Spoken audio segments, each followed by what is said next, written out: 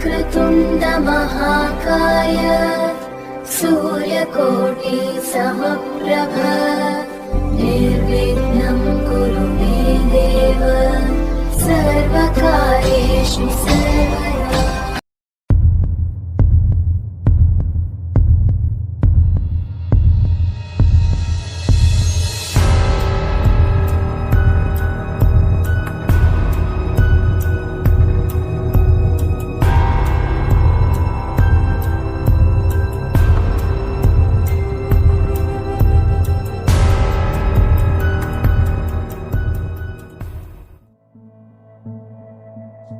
কাহিনী তত্ত্বের ননস্টপ অরিজিনালসে আপনাদের সকলকে স্বাগত।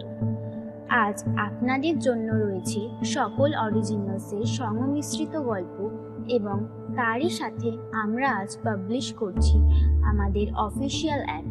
ডেসক্রিপশনে দেওয়া লিঙ্ক থেকে আমাদের কাহিনী তত্ত্ব অ্যাপটিকে ডাউনলোড করুন এবং সর্বপ্রথমে অডিও স্টোরি উপভোগ করুন।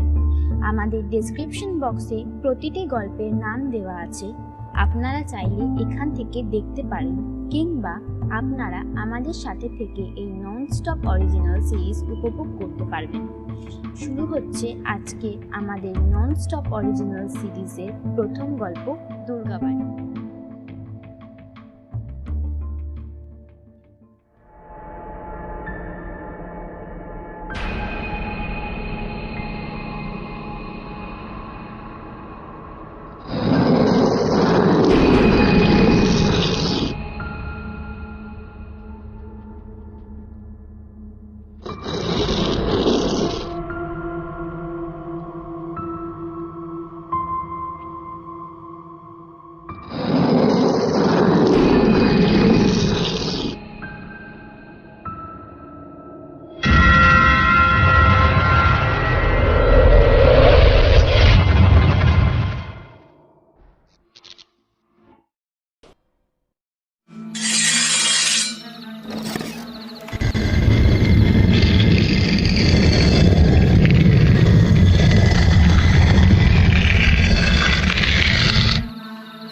আজ আমার 30 বছরের খোঁজ সফল হলো। আমি একাই খুঁজে বার করেছি এই গুপ্তধন। এটা শুধু আমার।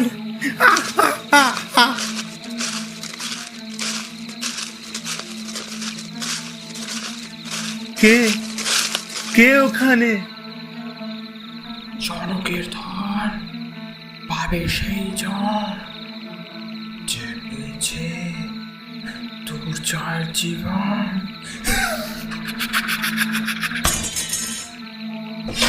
না না,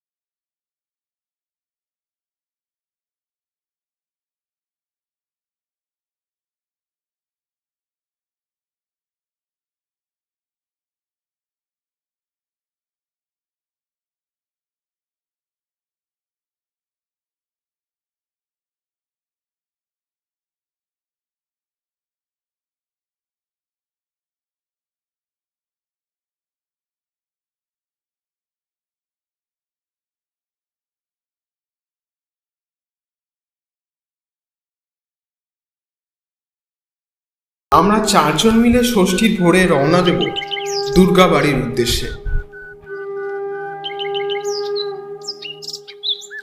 যথাদিনে আমরা সকালে ভোর 5টার সময় জিনিসপত্র গুছিয়ে নিয়ে উঠলাম আমার গাড়িতে। সিট বেল্টটা লাগিয়ে গাড়ি স্টার্ট করলাম।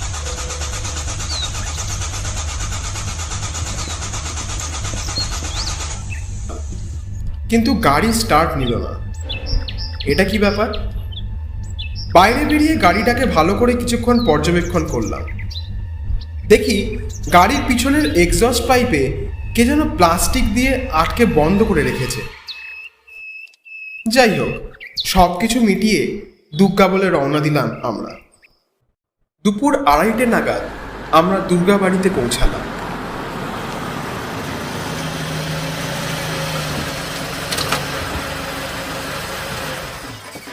ভেতর থেকে একজন বয়স্ক চাকর আমাদের দিকে এগিয়ে এলো। আমাদের দেখে সে বলল, মা, বাবু আর দিদিমণিরা এসে গিয়েছে। ও, তোরা এসে পড়েছিস? কোনো অসুবিধা হয়নি তো আসতে? না না মা, কোনো অসুবিধা হয়নি আমাদের। গাড়ি থেকে ডান পাটা মাটিতে রাখার ঠিক সঙ্গে সঙ্গে একটা ঠান্ডা ঝোড়ো বাতাস আমার শরীরে ধাক্কা মারল। কেন জানি না আমার শরীরটা হঠাৎ আমার অজান্তেই শিউরে উঠল কিছুক্ষণের জন্য।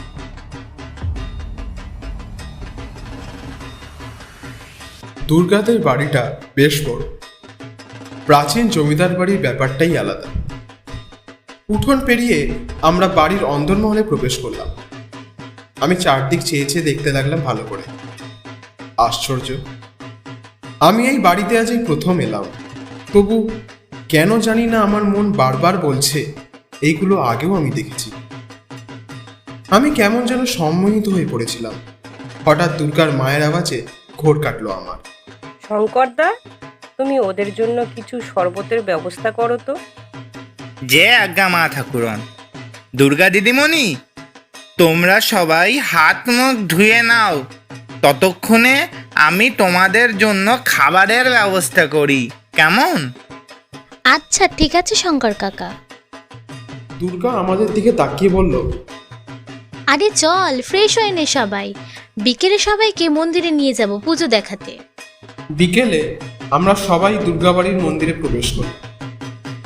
মন্দিরে ঢুকেই প্রথমেই আমাদের চোখ গেল প্রতিমার দিকে। আমাদের 3 জনেরই চোখ ছানা পড়া হয়ে গেল। সৌম্য বলল, আরে বাস, এত বড় প্রতিমা! এরকম প্রতিমা তো আর কলকাতায় দেখাই যায় না আজকাল। দুর্গা একটু হেসে বলল, হ্যাঁ রে, এই ঠাকুরটাতেই আমাদের অনেক পূর্বপুরুষের হাত ধরেই পুজো হয়ে আসছে। পুজো শেষ হওয়ার পর আমরা রাতের খাবার খেতে গেলাম। লুচি, ছোলার ডাল আর শেষ পাতে পায়েস। রাতের সেই বুড়িভোর শেষ করে আমরা সবাই যে যার মতো নিজের নিজের ঘরে গিয়ে ঘুম দিলাম। সকালবেলা সৌম্য দুর্গাকে বলল, দেখ, তোর এই বাড়িতে আমরা প্রথম এলাম। এখন যখন কারোর কোনো কাজ নেই, তুই আমাদের বাড়িটা একটু ঘুরিয়ে দেখা না। দুর্গা হাসল। আমরা সবাই ওকে অনুসরণ করতে লাগলাম। একজন গাইডের মতো ও আমাদের প্রত্যেকটা ঘর দেখাতে দেখাতে সেই সম্বন্ধে বিবরণ দিতে থাকলো। হঠাৎ আমার চোখটা গেল দেয়ালের একটা কাঁচের বাক্সতে রাখা বড় ত্রিশূলের দিকে। আমি দুর্গাকে মজা করে জিজ্ঞেস করলাম, ওটা কার ত্রিশূল রে? বাবা ভোলানাথের নাকি? এই বলে আমি হাত বাড়িয়ে ছুতে যাব, হঠাৎ আমাকে দুর্গা থামিয়ে দিল। বলল, এই ধরিস না কিছু, এইগুলো অ্যান্টিক জিনিস সব। কিছু হয়ে গেলে মা বাবা কিন্তু আমাকে খুব বকবে। আমি আর কিছু বললাম না। চলতে চলতে দুর্গা বলল, জানিস, আমাদের বাড়ির পিছনে একটা বড় বাগান আছে। সেখানে আগে একটা বাড়ি ছিল, এখন সেটা ভেঙে গিয়ে ধ্বংসস্তূপে পরিণত হয়েছে। চল দেখাই তোদেরকে। আমরা সবাই সেই ভাঙা বাড়িটাতে গেলাম। তেমন কিছুই নেই দেখার মতো। এই দিনের বেলাতেও ঘুটঘুটে অন্ধকারে ছেয়ে রয়েছে বাড়িটাতে। বেশিরভাগ জায়গা ধসে গেছে প্রায়। আচমকা সৌম্য চিৎকার করে উঠল। আমরা সবাই ভয় পেয়ে ওর কাছে ছুটে গেলাম। বিদিশা ব্যস্ত হয়ে জিজ্ঞেস করলো, কি হলো? অমন করে চাঁচানি কেন? সৌম্য সামনের দিকে আঙুল দেখিয়ে বলল, ওই দেখ, ওইখানে একটা দুর্গা মূর্তি। আমি রেগে গিয়ে বললাম, তুই কি মাথা মোটা নাকি? এই সামান্য জিনিসে এরকম হাউমাউ করে চিৎকার করার কি আছে শুনি? দুর্গা বলল, আমি তো ভয় পেয়ে গেছিলাম।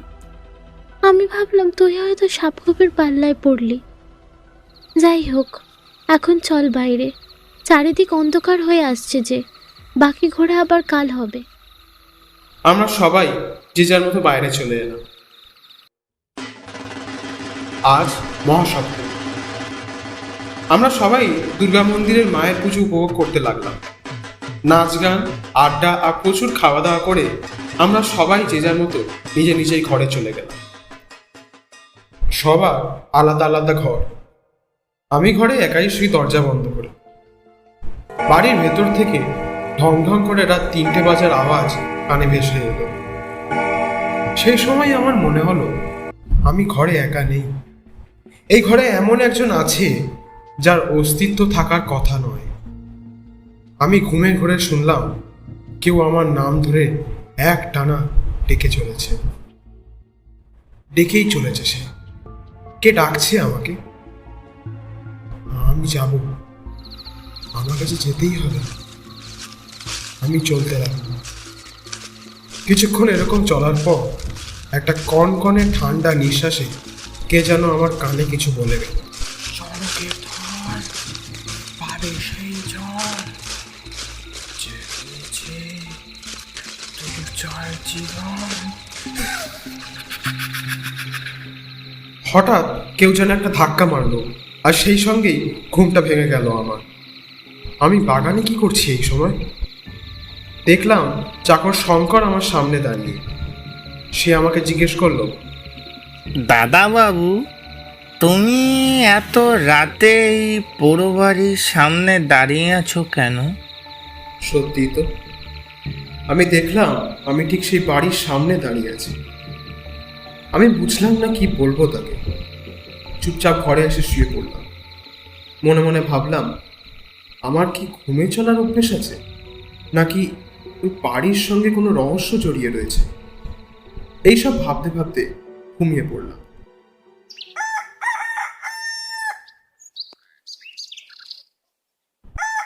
সকালে আমরা সবাই অষ্টমীর অঞ্জলিটা সেরে নিলাম।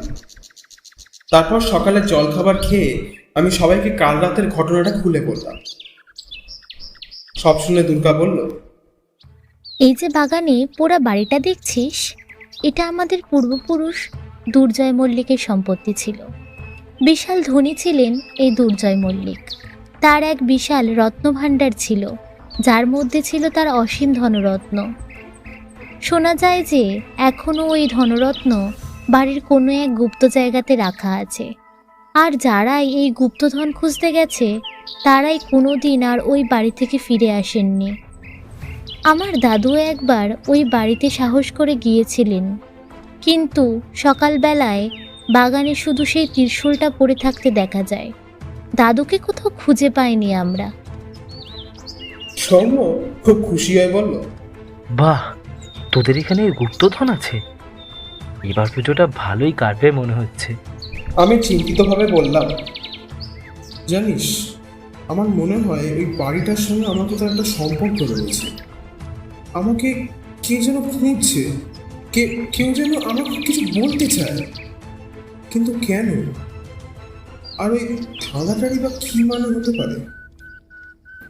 একটা কাজ করতে পারিস, আমাদের বাড়িতে একটা পুরনো লাইব্রেরি আছে, তুই চাইলে ওখানে একবার গিয়ে দেখ, দুর্জয় মল্লিকের সম্পর্কে আরও কিছু জানতে পারিস হয়তো। দুপুরের খাবার সেরে আমি বাড়ির বৈঠকখানাতে গেলাম। এটাকে প্রায় লাইব্রেরিও বলা যেতে পারে। অনেকক্ষণ খোঁজাখুঁজি করার পর একটা ধুলো মাখা বই পেলাম। বইটা পড়তে পড়তে আমার মনের কুয়াশা অনেকটা সরে গেল। বইটা আসলে দুর্জয় মল্লিকের আত্মজীবন।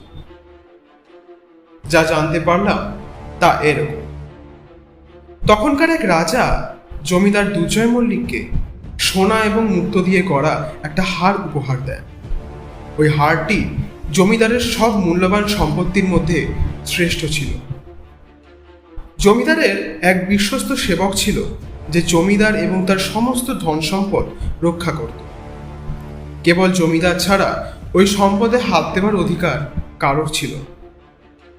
বইয়ের পাতার ঠিক নিচে দেখলাম রয়েছে সেই হাড়ের একটা ছবি। দেখলাম এই হাড়ের উপর রয়েছে খোদাই করা একটা সিংহের মুখের ছবি। তার মানে ওই হাড়টাই হলো গুপ্তধন, আর জমিদার বা তার সেবকের আত্মা আজও সেই গুপ্তধনের রক্ষা করে চলেছে। কিন্তু তাহলে কাল রাতের সেই ঠান্ডা কণ্ঠস্বর আর ওই ধাঁধাটারই বা কি মানে হতে পারে? এইসব প্রশ্নের সমাধান করতে করতে সারাদিন কেটে গেল। রাতে খাবার পর সবাইকে ঘরে ডেকে বললাম, দেখ, আমার মাথায় একটা বুদ্ধি এসছে। কাল হলো কি তোর নবমী। বিকেল থেকে সন্ধি পুজো জোগাড় করতে সবাই যখন ব্যস্ত থাকবে, তখন সেই সুযোগে আমরা যাবো ওই বাড়িতে। খুব সাবধান, বাড়ির কেউ যেন জানতে না পারে এটা। একটা সূত্র পেয়েছি, দেখা যাক সেটা ধরে কত দূর এগোতে পারি। তোর আসল প্ল্যানটা কি বলতো? তুই কি সত্যি গুপ্তধনের সন্ধানে যাচ্ছিস? বললাম, গুপ্তধনটা বড় কথা নয় রে।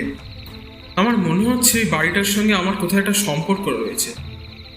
এছাড়া আমার মন বলছে, জানিস তো, ওই ধাঁধাটার অর্থ ওই বাড়িতেই লুকিয়ে আছে। সারাটা রাত চিন্তাতে আমার ঘুম হলো না। সকালবেলা সবার ওঠার আগে একবার সে বাড়ির সামনে গেল। সত্যি কত না ইতিহাস আর রহস্য লুকিয়ে রয়েছে এখানে। ঘরে ফিরে দেখি সবাই উঠে পড়েছে। ঘরে ঢুকতেই সৌম্য বলল, আজ দিনটা কি ভালো রে, ঠিক কোনো গল্পের মতো আমরা গুপ্তধনের সন্ধানে যাচ্ছি। ভেবে দেখ একবার, যদি আমরা সত্যিই গুপ্তধনটা পেয়ে যাই, তাহলে আমরা কত বড়লোক হয়ে যাব ভাই। একটু হাসলাম। যাই হোক, দুপুরে খাবার দাবার খেয়ে আমরা গেলাম সেই বাড়ির ভিতর। যাওয়ার আগে আমি দুর্গাকে ত্রিশূলটা সঙ্গে করে নিতে বললাম। ঘরের মধ্যে আজ যেন একটা অস্বাভাবিক নিস্তব্ধতা চারিদিকে ছড়িয়ে রয়েছে। আমরা সবাই নিজের নিজের ফোনের ফ্ল্যাশ লাইটটা জ্বালালাম। আমি সোজা চলে গেলাম সৌম্যর দেখা সেই দুর্গা মূর্তির সামনে। একটু ভালো করে খুঁজতেই মূর্তির ঠিক নিচে একটা গর্ত দেখা গেল। আমি দুর্গাকে ত্রিশূলটা চাইলাম। ওর কাছ থেকে ত্রিশূলটা নিয়ে আমি সোজা ওই গর্তে ঢুকিয়ে দিলাম। সঙ্গে সঙ্গে একটা প্রচণ্ড জোরে ঘরঘর শব্দ করে আমাদেরকে অবাক করে মূর্তির ঠিক উল্টো দিকে দেওয়ালটা সরে গেল। এগিয়ে গেলাম আমরা সবাই। সেই সময় একটা ধুলো মেশানো গরম হাওয়া আমাদেরকে ছাপিয়ে চলে গেল। সবাই দেখলাম ধাপে ধাপে সিঁড়ি নেমে গেছে নিচের অতল অন্ধকারকে লক্ষ্য করে। চারিদিকে মাকড়সার জাল, আর সঙ্গে একটা টিপ টিপ করে কোথা থেকে জল পড়ার আওয়াজ ভেসে আসছে। আমরা চারজন ভয়ে ভয়ে সেই সিঁড়ি দিয়ে ওই অন্ধকার গহ্বরে যাওয়ার জন্য পা বাড়ালাম।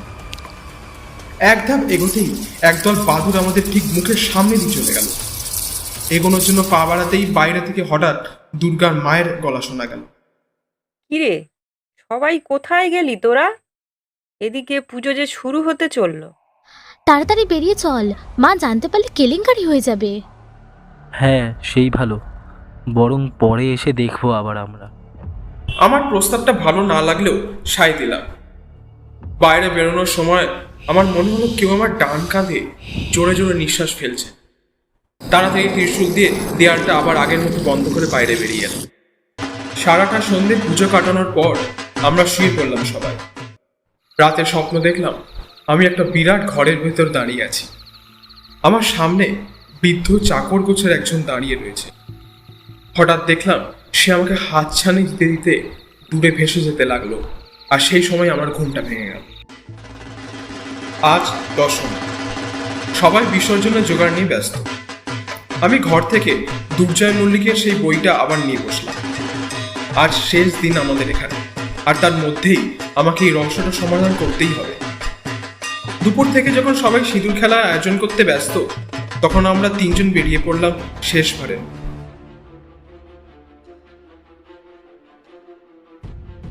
ভেতরে ঢুকেই আগের দিনের মতো দুর্গা মূর্তির গর্তে ত্রিশূলটা ঢোকাতেই মূর্তির উল্টো দিকের দেওয়ালটা ঠিক আগের মতোই সরে গেল। আমরা আমাদের ফোনের ফ্ল্যাশ লাইটের আলোতে আস্তে আস্তে খুব সাবধানে সেই সিঁড়ি দিয়ে নিচে নামতে লাগলাম। অনেকটা নিচে নামার পর আমরা একটা দরজার সামনে এসে দাঁড়ালাম। দরজাটা ঠিক মাঝখানে রয়েছে একটা ছোট গণেশের মূর্তি। বিদিশা বলল, এই মূর্তিটা কি অদ্ভুত না? মানে পুরাণ মতে গণেশ ঠাকুরের বাঁ দিকে দাঁড়াতাম, কিন্তু এই মূর্তিটার ডান দিকে কেন? ঠিক তো। আমি একবার অন্যমনস্কভাবে সেই ভাঙা দাঁতের উপর চাপ দিলাম। একটা বিশাল আওয়াজ করে সামনে সেই দরজাটা সঙ্গে সঙ্গে খুলে গেল।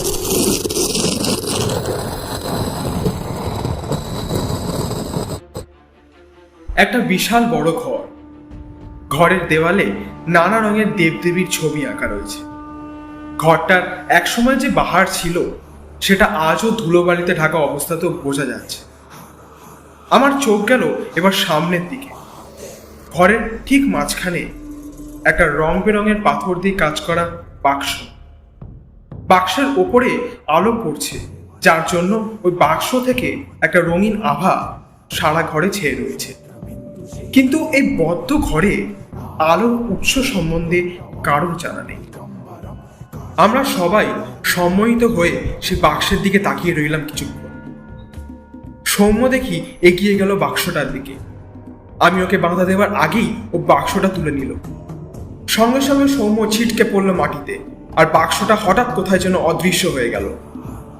আমরা একে অপরের মুখে চাইতে লাগলাম, আর ঠিক তখনই কোথা থেকে ঘরের ভেতর ঝোড়ো হাওয়া বইতে লাগলো।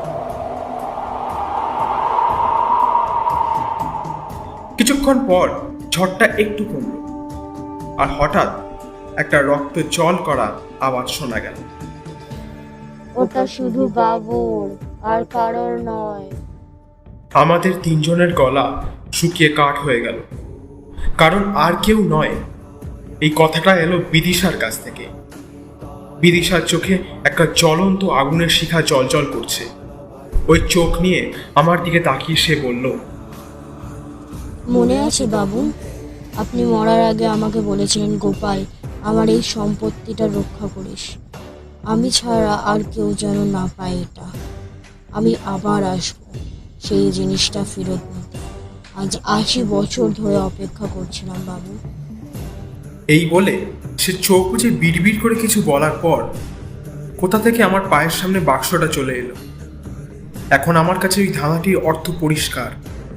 সেই মূল্যবান রত্নে সাজানো বাক্সটা খুলতেই আমার চোখে পড়ল সেই বইয়ের পাতায় আমার দেখা সোনা আর মুক্ত দিয়ে গড়া হাত, যার উপর রয়েছে খোদাই করা একটা সিংহের মুখের ছবি। হাতটা হাতে তুলে নিতেই বিদিশা জ্ঞান হারিয়ে মাটিতে পড়ে গেল।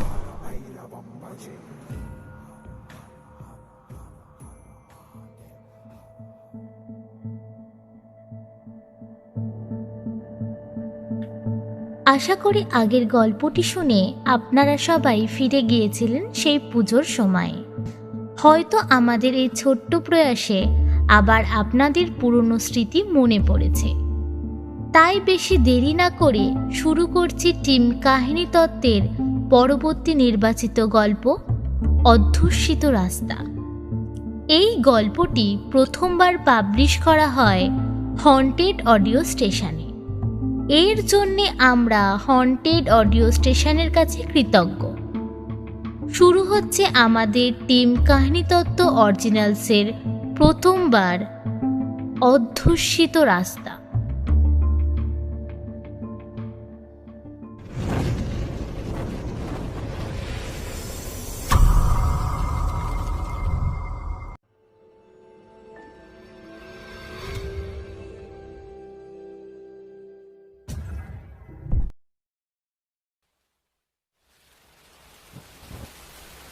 বর্ষাকাল।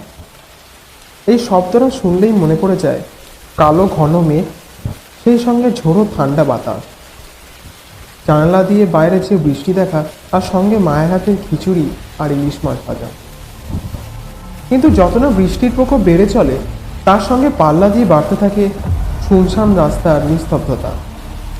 ঠিক এই রকমই এক দিনে ঘটেছিল সেই ঘটনা। পলাশ আমার ছোটবেলাকার বন্ধু।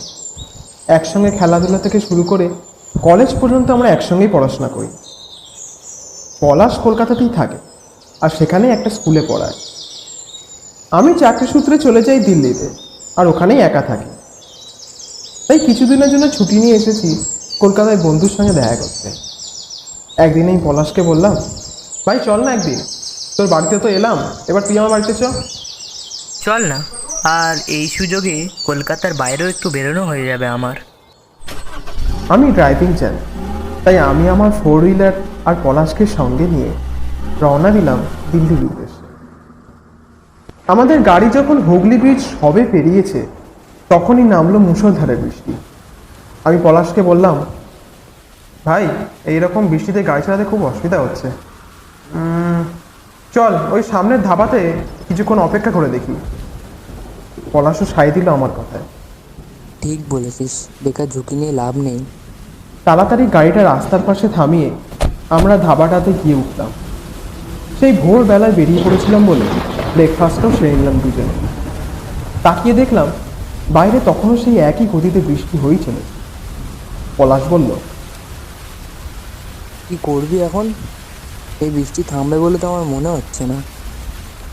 কথাটা কিন্তু কিছু ভুল বলেনিও, কিন্তু হাতের ঘড়িটার দিকে তাকিয়ে বুঝলাম তাড়াতাড়ি বেরোতে না পারলে ওই দিকে পৌঁছাতেও দেরি হয়ে যাবে আবার।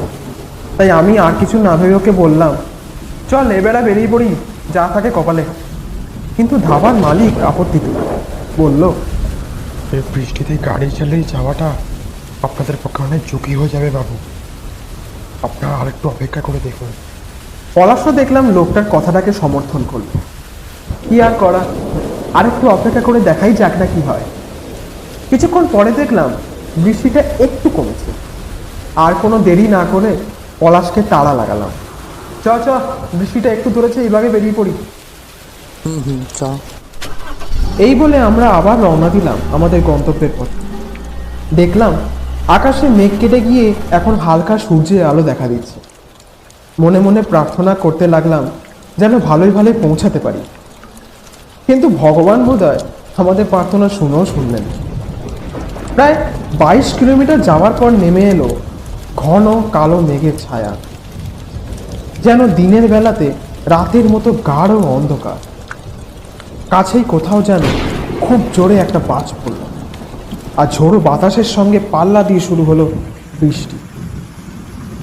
আমি আর পলাশ গাড়ির মধ্যে থেকেই কিছুক্ষণ প্রকৃতির এই ভয়ানক তাণ্ডব লীলা দেখতে লাগলাম। আমি এবার প্রচণ্ড বিরক্ত হয়ে গিয়ে বললাম, হ্যাঁ তার ভালো লাগে না, এটা কিরকম ওয়েদার বলতো, একবার রোদ তো একবার বৃষ্টি। আজকের দিনটাই খারাপ, কেন যে বেরালাম। বৃষ্টিটা বাড়তে লাগলো ক্রমশ। না, এইভাবে বেপরোয়াভাবে গাড়ি চালানোটা বড় বিপজ্জনক। কিছু দূর গিয়ে দেখলাম একটা ছোট চায়ের দোকান দেখা যাচ্ছে। আমি পলাশকে সেটা দেখিয়ে বললাম, চল রে ওই চায়ের দোকানটাতে কিছুক্ষণ অপেক্ষা করে দেখি। চল চল, এমনিতেও তুই অনেকক্ষণ ড্রাইভ করেছিস, এখন চা খেতে খেতে বৃষ্টিটা থামার অপেক্ষা করি। আমরা দুজনেই চায়ের দোকানে ঢুকে পড়লাম। চা খেতে খেতে ভাবলাম আজ কান মুখ দেখে বেরিয়েছি কে জানে। 25 মিনিট কাটানোর পর দেখলাম বৃষ্টিটা আগের থেকে অনেক কমে এসেছে। আর না, এবার বেরোতেই হবে আমাদের, না হলে পৌঁছাতে পৌঁছাতে অনেক রাত হয়ে যাবে ওই দিকে। পলাশও দেখলাম কিছু বলার আগেই উঠে পড়েছে, তাই পলাশ আর আমি গাড়িতে গিয়ে উঠে পড়লাম। সবে স্টার্ট করতে যাব, হঠাৎ তখনই গাড়ির জানলার কাছে কে যেন দুটো হাত দিয়ে জোরে জোরে চাপড়াচ্ছে। কাঁচটা নামিয়ে দিলাম। 26-27 বছর বয়সী এক সুন্দরী ভদ্রমহিলা, পরনে তার হালকা হলুদ শাড়ি, মাথার চুল একটু উস্কো শুষ্ক, গায়ের রং দুধের মতো ফর্সা। মহিলাটি আমাদের দিকে তাকিয়ে মিনতি করে বললেন, দাদা, সামনের গ্রামেই আমার বাড়ি, যদি আমাকে একটু ছেড়ে দেন খুব ভালো হয়। এরকম দুর্যোগের মধ্যে যে কি করি। আমার কেন জানি না ঠিক মনটা চাইল না। এইরকম দুর্যোগের সময় এমন এক জানা নেই শোনা নেই মহিলাকে গাড়িতে তুলে নেওয়াটা কি ঠিক হবে? পলাশের দিকে তাকালাম, কিন্তু ও মহিলাটির দিকে সম্মোহিতের মতো তাকিয়ে রয়েছে। আমি মহিলাটাকে কিছু বলার আগেই ও তাড়াতাড়ি বলল, হ্যাঁ হ্যাঁ আসুন, গাড়িতে অনেক জায়গা। গাড়ির পিছনের দরজাটা খুলে দিতে দিতে বলল, কোনো চিন্তা করবেন না আপনি, আমরা আপনাকে পৌঁছে দেবো। মহিলাটি তার সেই ভিজে শাড়িতেই গাড়িতে উঠে বসলেন। আমি আর কিছু বললাম না, চুপচাপ গাড়ি স্টার্ট করলাম। আমি চুপচাপ গাড়ি চালাচ্ছি, কিন্তু পলাশ দেখি সেই মহিলাটির সঙ্গে ক্রমাগত ভাব জমানোর চেষ্টা করেই চলেছে। আপনার নামটা কি? আপনার বাড়িটা ঠিক গ্রামের কোনখানে? আচ্ছা, আপনি কি বিবাহিত? আপনার বাড়িতে কে কে আছে? শেষে যখন সে তার প্রশ্নের কোনো উত্তর পেল না, তখন সে বিরক্ত হয়ে গিয়ে বলল, এই যে শুনছেন, আপনাকে এত জিজ্ঞাসা করছি, কি হলো? কিছু উত্তর দিচ্ছেন না কেন আপনি? মহিলা পলাশের প্রশ্নগুলোর কোনো উত্তর না দিয়ে জানলার বাইরে তাকিয়ে থেকে অন্যমনস্কভাবে বললেন, রাস্তাটা কি সুন্দর লাগছে না? এরকম বৃষ্টিতে রাস্তার কিছুই নজরে আসে না। কত না দুর্ঘটনা হয় বলুন তো। বোধহয় পাগল। আমি আর পলাশ একে অপরের দিকে চাইলাম। হঠাৎ আমার চোখটা গাড়ির সামনের রাস্তার দিকে গেল। তারপর এমন একটা ঘটনা ঘটে গেল যা আমার স্মৃতিতে একটা আঁচড় রেখে গেল সারা জীবনের মতো।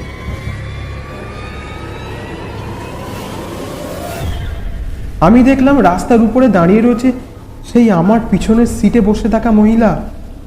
গাড়ির স্পিড তখন 80। কিছু বোঝার আগেই গাড়িটা হুড়মুড়িয়ে সেই মহিলাকে পিষে চলে গেল।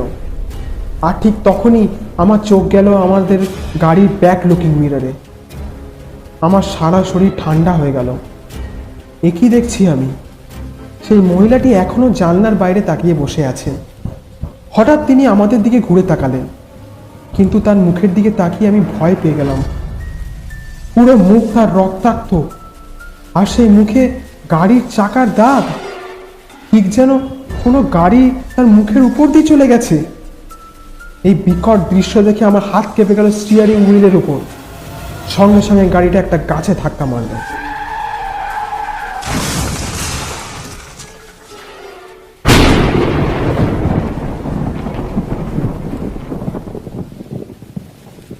কিছুক্ষণ পর আমার জ্ঞান ফিরল একটা হাসপাতালের বিছানাতে। আমার পাশের বেডে শুয়ে রয়েছে পলাশ। ডাক্তার বললেন যে মাথাটা ফেটে গেছিল বলে অজ্ঞান হয়ে রয়েছে, ভয়ের এমনিতে কিছু নেই। কিছু ওখানকার স্থানীয় লোক আমাদের খবর নিতে এলো। জানা গেল ওরাই আমাদের উদ্ধার করেছে। ওরা আমাকে আমাদের এই অবস্থা হলো কি করে জিজ্ঞাসা করলো। পুরো ঘটনাটা তাদেরকে খুলে বললাম। সব শুনে তারা আমাকে আসল ঘটনাটা জানালো। ওই মহিলাটির নাম ছিল জ্যোতি। মাসখানেক আগে এমনই এক দুর্যোগের সময় অসুস্থ বাবার জন্য ওষুধ কিনে ফিরছিল সে। পথে এক লরি চালকের অসাবধানতার জন্য সেই গাড়ির নিচে চলে আসে। আজও তাই ওর আত্মা ওখানে ঘুরে বেড়ায়।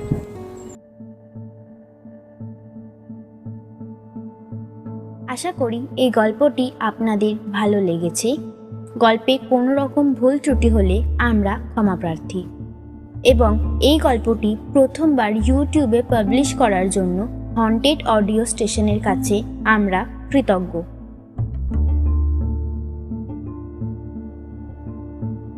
আমরা এগিয়ে যাই ও এগিয়ে নিয়ে চলি আমাদের ননস্টপ অরিজিনালসের সিরিজটিকে। টিম কাহিনীতত্ত্ব অরিজিনালসের সিরিজের পরবর্তী নিবেদন আধারে আতঙ্ক।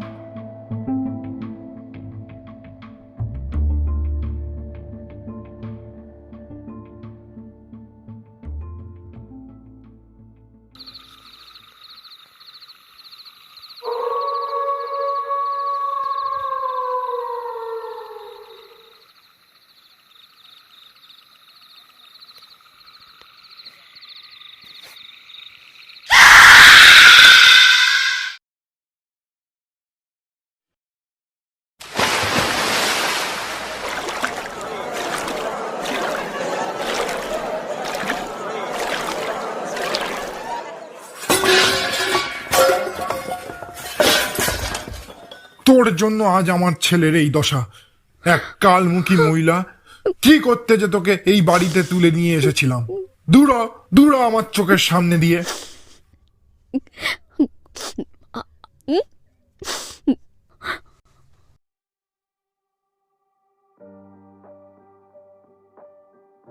সালটা 1986। আজ অফিসে একটু খাটাখাটনি বেশি হয়েছে। বাড়ি ফিরে দেখি শালাবাবু ঘরে বসে আছেন। আরে জামাইবাবু যে, এসো এসো, ভেতরে এসো। আরে প্রফুল্ল যে, কি ব্যাপার? শোনো জামাইবাবু, এবছর পুজোতে তোমায় কিন্তু আসতেই হবে। প্রতি বছর তুমি ফাঁকি দিয়ে চলে যাও, এবছর পুজো কিন্তু এই 6 চৈত্র হচ্ছে, ঠিক আছে? প্রথম শনিবার পড়েছে, অতএব তুমি কিন্তু তোমার সপরিবারকে নিয়ে আসছো। আর হ্যাঁ শোনো জামাইবাবু, এই বছর কিন্তু পুজো ঘোর অমাবস্যায় পড়েছে, ঠিক আছে? খুব ভালো পুজো হবে কিন্তু। আসবে তুমি আর দিদি, সবাই কিন্তু একসাথে পুজোর 2-1 দিন আগে চলে এসো। আর হ্যাঁ, ভাগ্নিকেও পারলে 2-1 দিন আগে নিয়ে চলে এসো, বেশ আনন্দ হবে, মজা হবে। কি তাহলে এসো কিন্তু জামাইবাবু। সে না হয় তোর দিদি আর ভাগ্নি 2 দিন আগেই চলে যাবে, কিন্তু আমার অফিসে যে একটু কাজের চাপ আছে। হ্যাঁ, অত শত কিছু জানি রে বাপু, তোমাকে আসতে বলেছি, আসবে, তোমাকে যেতেই হবে, ব্যাস, আর কিছু জানি রে বাপু, যাও তো। আচ্ছা, অফিসের কাজ আমি শেষ করেই তোর বাড়িতে পৌঁছে যাব। যাবে তো নাকি? নাকি যাবে বলে আবার তারপরে ভুলে যাবে? আচ্ছা বাবা, কথা দিলাম, এবছরে যতই আমার কাজ থাকুক না কেন, দরকার পড়লে শেষ বাসে করে তোর বাড়িতে যাব, ঠিক আছে? প্রতি বছর প্রফুল্ল বলে যায় কালী পুজোতে যাবার জন্য, কিন্তু কাজের জন্য যাব করে আর যাওয়া হয়ে ওঠে না। যথারীতি চৈত্র মাসের প্রথম শনিবার অফিসের কাজকর্ম শেষ করে রওনা দিলাম। পায়ে হেঁটে পৌঁছে গেলাম বেহালা 14 নম্বর বাস স্ট্যান্ডে। আজ নতুন পাঞ্জাবি আর পাজামাটা পরেছি, শ্বশুর বাড়ি যাচ্ছি বলে কথা। বেশ কিছুক্ষণ দাঁড়িয়ে আছি বাস স্ট্যান্ডে। দিঘির পার যাবার একটা মাত্র বাস, তাও রাত 9:30 আসে। হাত ঘড়ির দিকে তাকিয়ে দেখলাম 9:35 বাজে, কিন্তু এখনো পর্যন্ত কোনো বাসের দেখা নেই। কিছুক্ষণ পর দেখলাম দূর থেকে একটা বাস এগিয়ে আসছে। কাছে আসতে বাসের নাম্বারটা দেখলাম 83। চড়ে বসলাম বাসটাতে। বেশ কিছুক্ষণ যাওয়ার পর ঠিক আমতলা পার করে বাসটি বিকট শব্দ করে থেমে গেল। আমি বাসের কন্ডাক্টরকে জিজ্ঞেস করলাম, কি হলো, হঠাৎ বাসটা থেমে গেল যে? এই বাবু, পিছনের চাকাটা লিক হয়ে গেছে। কি মুশকিল, কতক্ষণ লাগবে ঠিক করতে? এই 20 মিনিটের মধ্যেই হয়ে যাবে। হাত ঘড়িতে এখন 10:45। ঠিক 11:05 নাগাদ বাস আবার রওনা দিল। বাস খারাপ হওয়াতে বেশ কিছুজন নেমে গেছে। সে যাই হোক, বাসে এখনো ওই 10-15 জন মতোই আমরা আছি। হঠাৎ কন্ডাক্টর আমার দিকে এগিয়ে এসে টিকিট চাইল। টিকিট কোথায় যাবেন দাদা? এই দিঘির পার যাব, আসলে একটু ডেকে দেবেন। হ্যাঁ। বাসটা কিছুক্ষণ চলার পর কন্ডাক্টর আবার আওয়াজ দিল, এই দিঘির পার, এগিয়ে আসুন। নেমে পড়লাম বাস থেকে। চারিদিকে চেয়ে দেখলাম সব দোকানপাট প্রায় বন্ধ। চার মাথার মোড়ে কেবল একটা চায়ের দোকান খোলা আছে। হাত ঘড়ির দিকে তাকিয়ে দেখলাম রাত 11:35। চা দোকানের দিকে এগিয়ে গেলাম। এই যে, 1 কাপ চা পাওয়া যাবে? আগে নিশ্চয়ই পাওয়া যাবে বাবু। বেশ বেশ, তাহলে বাবু কড়া করে 1 কাপ চা বানাও তো দেখি, আর 1 বাক্স চারমিনা দাও, বুঝলে? আর একটা দেশলাই দিও। হ্যাঁ বাবু, আপনি যে আমাকে এবার মুশকিলে ফেললেন। 1 বাক্স তো হবে না, মাত্র 2 পিস পড়ে রয়েছে। ঠিক আছে, তাই দাও, কি আর করা যাবে। তা বাবু, এত রাতে কোথায় যাচ্ছেন? আরে বলো কেন, বাসটা রাস্তায় যা কাণ্ড ঘটালো, কি আর বলবো। আমি আসলে বোঝবেড়ের কালী পুজো দেখতে যাচ্ছি। ওরে বাবা, বোঝবেড়ে? সে তো অনেকটা পথ বাবু। মেটে পথ ধরে আপনাকে এখন 40 থেকে 45 মিনিট হেঁটে যেতে হবে। আরে জানি জানি, আসলে ওখানে আমার শ্বশুর বাড়ি। তা তুমি এত রাত অব্দি দোকান খোলা রেখেছো? আসলে বাবু, আমি রোজই শেষ বাস আসা পর্যন্ত অপেক্ষা করি, তারপর দোকানপাট গুছিয়ে নিই। কথা বলতে বলতে চাওয়ালা দোকানপাট গুছিয়ে নিল। যাক বাবা, অন্তত সঙ্গী পাওয়া গেল একজন। চলুন বাবু, এবার আমরা রওনা দিই, আবার অনেকটা পথ যেতে হবে আপনাকে। আমরা দোকান থেকে বেরিয়ে পড়লাম। সিগারেটের বাক্স থেকে একটা সিগারেট বের করে ধরালাম। তারপর চাওয়ালাকে জিজ্ঞাসা করলাম, তা নাম কি তোমার? আগে আমার নাম আমপদ বাবু। চারিদিকে ঘুটঘুটে অন্ধকার। আমপদ হাতে একটা টর্চ নিয়ে পথ দেখাচ্ছে, আর সেই পথে হাঁটছি আমরা। কিছুটা পথ গিয়ে আমপদ বলল, বাবু, এই ডান দিকে গেলে আমার গ্রাম, আমি আসি এবার। আপনি এই সোজা রাস্তা ধরে চলে যান, কেমন? আমি এগোতে যাব, ঠিক তখনই আমপদ পেছন থেকে আওয়াজ দিল, বাবু, এই টর্চটা নিয়ে যান আপনি সঙ্গে করে। মেঠো পথ, কোথায় সাপ খোপ রয়েছে কে জানে। আপনি কাল ফেরার পথে দোকানে আমাকে ফেরত দিয়ে যাবেন ক্ষণ। টর্চটা হাতে নিয়ে আমি রওনা দিলাম বোঝবেড়ে গ্রামের দিকে। ঘড়ির কাঁটায় তখন রাত 12টা বাজতে 2 মিনিট বাকি। টর্চ হাতে শুনশান রাস্তায় একলা হেঁটে চলেছি। হঠাৎ আমার মনে হলো আমার পেছনে কেউ যেন হেঁটে আসছে। সঙ্গে সঙ্গে টর্চটা ঘুরিয়ে আলো ফেলে দেখি, না, কেউ নেই তো পিছনে। আবার হাঁটতে আরম্ভ করলাম। আবার মনে হলো যেন পিছনে আমায় কেউ অনুসরণ করছে। টর্চের আলো ফেলতে যাব এমন সময় আমাকে কেউ ধাক্কা মেরে এগিয়ে গেল। টর্চটা জ্বালিয়ে সামনের দিকে ফেললাম। এই আলোতে ঠিকঠাক কিছু বোঝা যাচ্ছে না, প্রায় সবকিছুই অস্পষ্ট। তাও মনে হলো একটি মহিলা, পরনে তার লাল শাড়ি, ঘোমটা মাথায়। মহিলার কোলে রয়েছে একটি শিশু, বছর 4-5 হবে। মহিলাটি এবার হাঁটতে হাঁটতে হঠাৎ হাওয়ায় অদৃশ্য হয়ে গেল। আমার গা দিয়ে দরদর করে ঘাম ঝরতে লাগলো। ভয়ে ভয়ে এগোতে লাগলাম। ঠিক তখনই একটা কান্নার আওয়াজ ভেসে এলো কানে। সেই অপার্থিব কান্নার আওয়াজ ক্রমেই বেড়ে উঠল। টর্চের আলোতে চারপাশটা দেখার চেষ্টা করলাম। দেখলাম আমার ডান দিকে ধুধু করা ফাঁকা মাঠের মাঝে 3টে তাল গাছ, এবং আমার বাঁ পাশে ঘন বাঁশের জঙ্গল। আমার ডান দিকে মাঠের মধ্যে টর্চের আলোটা ফেললাম। অন্ধকারে ভালো করে কিছু তেমন বোঝা যাচ্ছে না, কিন্তু মনে হলো দেখলাম সেই মহিলা ওই 3টে তাল গাছের ঠিক নিচে বসে কাঁদছে আর মাটিতে হাত বোলাচ্ছে। দূর থেকে ভয়ে ভয়ে মহিলার উদ্দেশ্যে প্রশ্ন করলাম, আপনি কি কিছু খুঁজছেন? ভয়ে ভয়ে এগোতে লাগলাম মহিলাটির দিকে। হঠাৎ আমার টর্চটা দপদপ করে জ্বলতে জ্বলতে পুরো নিভে গেল। আমার সারা শরীর শিউরে উঠছে, আমার ভয় গলা শুকিয়ে কাঠ। হঠাৎ কান্নার আওয়াজ থেমে গেল। ভয় আমাকে এমনভাবে গ্রাস করেছে, আমার সারা শরীর যেন ক্লান্ত হয়ে পড়েছে। আমি ওই ঘুটঘুটে অন্ধকারে মেঠো পথ দিয়ে আবার হাঁটতে শুরু করলাম। বেশ কিছু ধরেই হাঁটছি, কিন্তু আমার মনে হলো এই পথ যেন শেষ হচ্ছে না।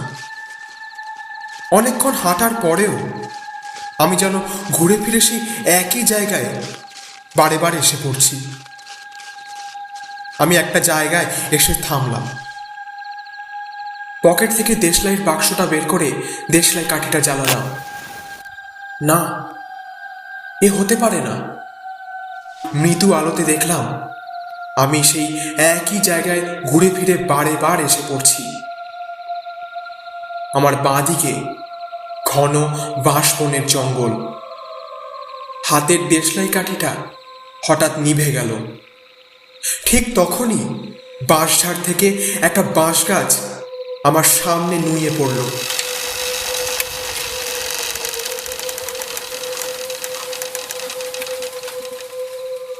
যেন কোনো অদৃশ্য শক্তি আমার পথ আটকানোর চেষ্টা করছে।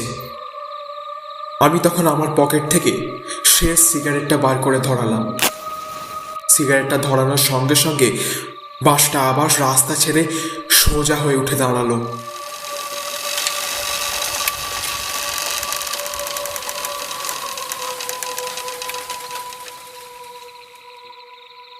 আমি চারিদিকে তাকিয়ে দেখলাম, না, কেউ নেই। এই তো সুযোগ। আমি ভয় সিগারেটটা ফেলে দিয়ে প্রথমে হাঁটতে হাঁটতে এবং তারপরে প্রাণপণে ছুটতে লাগলাম। দিকবিদিক জ্ঞান শূন্য হয়ে ছুটতে ছুটতে আমি একজনের খামারের ভিতর ঢুকে পড়ে জ্ঞান হারিয়ে ফেললাম। তারপর আমার আর কিছু মনে নেই।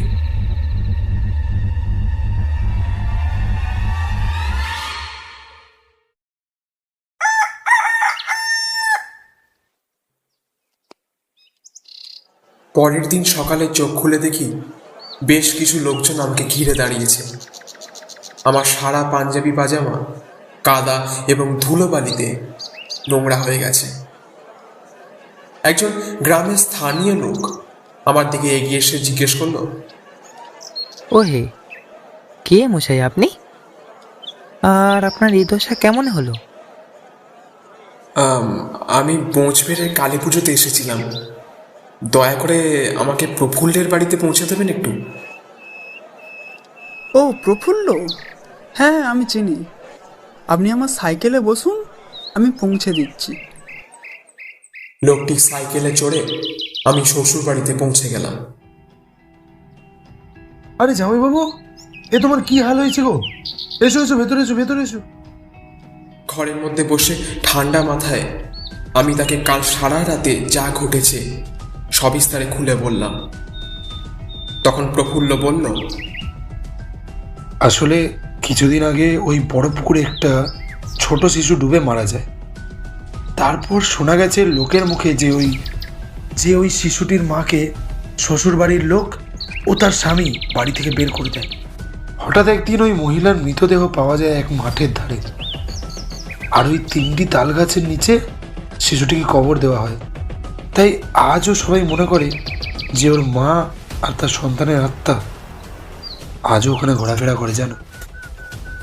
পরের দিন মেয়ে আর স্ত্রীকে নিয়ে ঘরে ফেরার সময় যখন ওই 3টে তাল গাছের সামনে দিয়ে যাচ্ছি, তখন কেন জানি না সেই মা এবং তার সন্তানের কথা ভেবে মনটা কেমন একটা করে উঠল।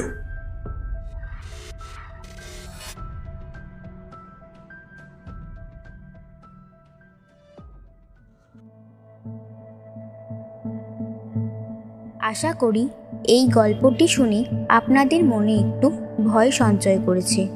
আমাদের অরিজিনাল সিরিজের টপ গল্পের মধ্যে অন্যতম একটি গল্প হলো আধারে আতঙ্ক।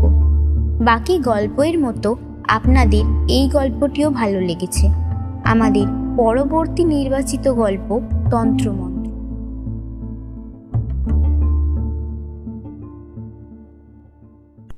When we come to see the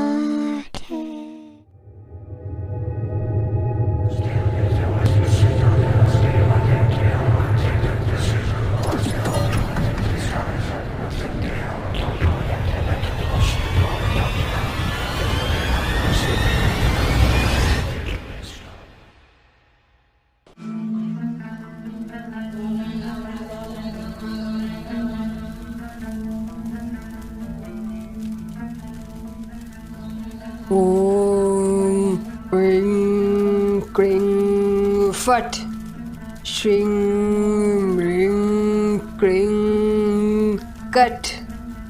ওম রিং ক্রিং ফট শ্রিং রিং ক্রিং কট। ওম রিং ক্রিং ফট শ্রিং রিং প্রিং কাট। শোন মন দিয়ে, আমি আত্মাটাকে বশ করে এই পুতুলটার মধ্যে প্রবেশ করিয়েছি। তুই যা, এই পুতুলটাকে সমুদ্র লাগোয়া কোনো গাছের তলায় বসিয়ে দিয়ে আয়। যথা আজ্ঞা মা। আর শোন, ওই পুতুলের মাথা থেকে কোনোভাবেই না যেন পিনটা খুলে যায়, তাহলে কিন্তু ঘোর বিপদ।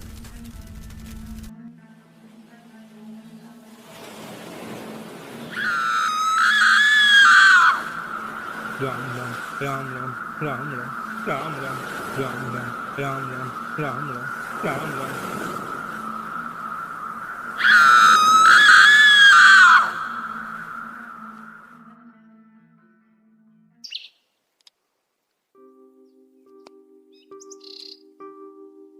রিনি ক্লাস 5-এ পড়ে। অবশ্য ভালো নাম তার রনিতা দাশগুপ্ত। বাড়ির সবাই তাকে রিনি বলেই ডাকে।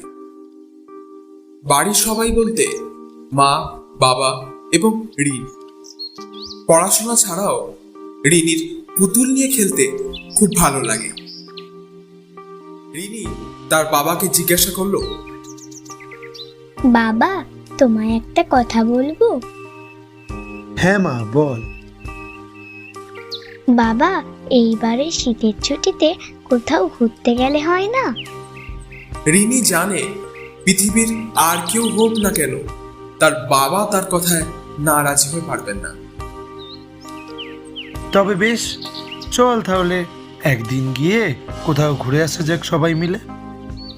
তাহলে তোমায় আগে থেকে অফিসে চিঠি দিতে হবে তো। রিনি আনন্দে হাততালি দিয়ে উঠল। তাদের স্কুলের পরীক্ষা শেষ হওয়ার পর রিনিরা সপরিবারে বেরিয়ে পড়ল সমুদ্র সৈকতের উদ্দেশ্যে।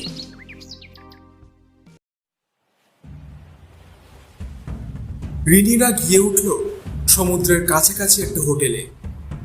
রিনির বাবা তাকে বলল, শোন, এই অজানা জায়গায় একা একা কোথাও বেরোতে যাস না, বুঝলি? কোথাও একা একা যাবি না। তোর কোথাও যাওয়ার হলে নয় আমায় আর না হয় তোর বাবাকে ডাকবি, বুঝলি? আচ্ছা মা। প্রথম দিনে সারাটা দিন রিনিদের হোটেলেই কেটে গেল। দ্বিতীয় দিন তারা সমুদ্রে বেড়াতে বেরোল। ফেরার সময় রিনির চোখ গেল একটা গাছের নিচে। একটা পুতুল যেন তার দিকে চেয়ে আছে, যেন মনে হচ্ছে তাকে হাত বাড়িয়ে ডাকছে। মা, মা দেখো, ওই পুতুলটা কি সুন্দর, আমি ওই পুতুলটা নেব। না, কে কোথা থেকে ওই পুতুলটা ফেলে গেছে? না না, ওটা নিতে হবে। মা, আমি তোকে একটা ভালো দেখে পুতুল কিনে দেবো, কেমন? এখন বাড়ি চল মা, এখন বাড়ি চল। কিন্তু তার পরদিন থেকেই রিনির মন কিন্তু পড়ে রইল সেই পুতুলটার উপর। তার কাছে অনেক পুতুল আছে, কিন্তু তাও ওই পুতুল তার চাই চাই। ওই পুতুলটার সঙ্গে রিনি একটা অপার্থিব আকর্ষণ অনুভব করল। দুপুরে বাবা মা ঘুমিয়ে যাবার পর রিনি আস্তে করে হোটেলের দরজাটা খুলে বাইরে বেরিয়ে এলো। তারপর ছুট লাগালো সমুদ্রের কাছে দেখা সেই গাছটির দিকে। সেই গাছটির কাছে গিয়ে সে দেখলো পুতুলটি এখনো সে অমন করেই বসে আছে, যেন রিনিকে কিছু বলার চেষ্টা করছে। রিনি পুতুলটাকে হাতে তুলে নিল। পুতুলটি বাজারে কিনতে পাওয়া আর 5টা পুতুলের মতো নয়। রিনি দেখলো পুতুলটি কালো কাপড় দিয়ে ঢাকা। পুতুলটির গায়ে সিঁদুর আলতা দিয়ে কি সব চিহ্ন করা।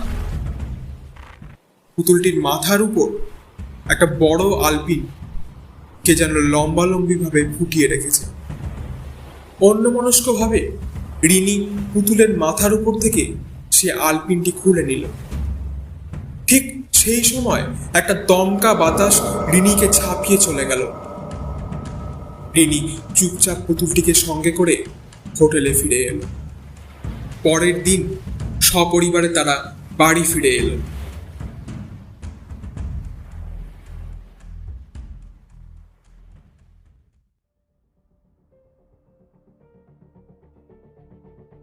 এই ঠিক কিছুদিন পরের ঘটনা। রিনি তার ঘরে বসে তার মেয়ে পুতুল এবং সে অদ্ভুত পুতুলটাকে নিয়ে খেলা করছে। এমন সময় হঠাৎ মা ঢুকলেন ঘরে। কি করছিস মা? এ কি, তুই ওই পুতুলটা বারণ করার সত্ত্বেও তুলে নিয়ে এসেছিস? দে দে ওটা আমাকে। তার মা সেই পুতুলটিকে নিয়ে বাইরে ছুঁড়ে ফেলে দিলেন। আর ঠিক তখনই রান্নাঘর থেকে একটা বাসন পড়ার শব্দ পেলেন তিনি। ছুটে গিয়ে দেখলেন তার সব বাসনপত্র মেঝেতে ছড়িয়ে পড়ে রয়েছে। হঠাৎ একটা চিৎকার শুনলেন।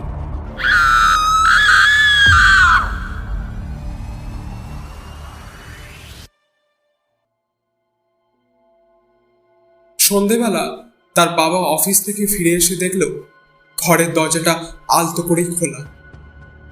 একটু ঠেলা দিয়ে খুলতেই একটা অদ্ভুত দৃশ্য দেখে তিনি থ হয়ে গেলেন। তিনি দেখলেন তার মেয়ে রিনি এবং তার স্ত্রী মৃত অবস্থায় ওই ঘরের মেঝেতে পড়ে রয়েছে। তিনি কেমন যেন পাগলের মতো হয়ে গেলেন। তিনি বুঝতে পারলেন না কি করবেন এই সময়, কি করা উচিত এই সময়। তিনি কাঁদতে কাঁদতে সোজা রান্নাঘরের দিকে ছুটলেন। রিনি, উঠে পড়। আমাদের মরার নাটকটা তোর বাবা সত্যি ভেবে ভীষণ ভয় পেয়েছে মনে হয়। দাঁড়া, তোর বাবাকে গিয়ে সারপ্রাইজ দিয়ে আসি। এই বলে তিনি রান্নাঘরে ঢুকলেন। ঢুকেই তার পায়ের তলা থেকে মাটি সরে গেল। তিনি দেখলেন তার স্বামী মেঝেতে পড়ে রয়েছে এবং তার বাঁ হাত থেকে একটা রক্তের ধারা মেঝেতে গড়িয়ে যাচ্ছে।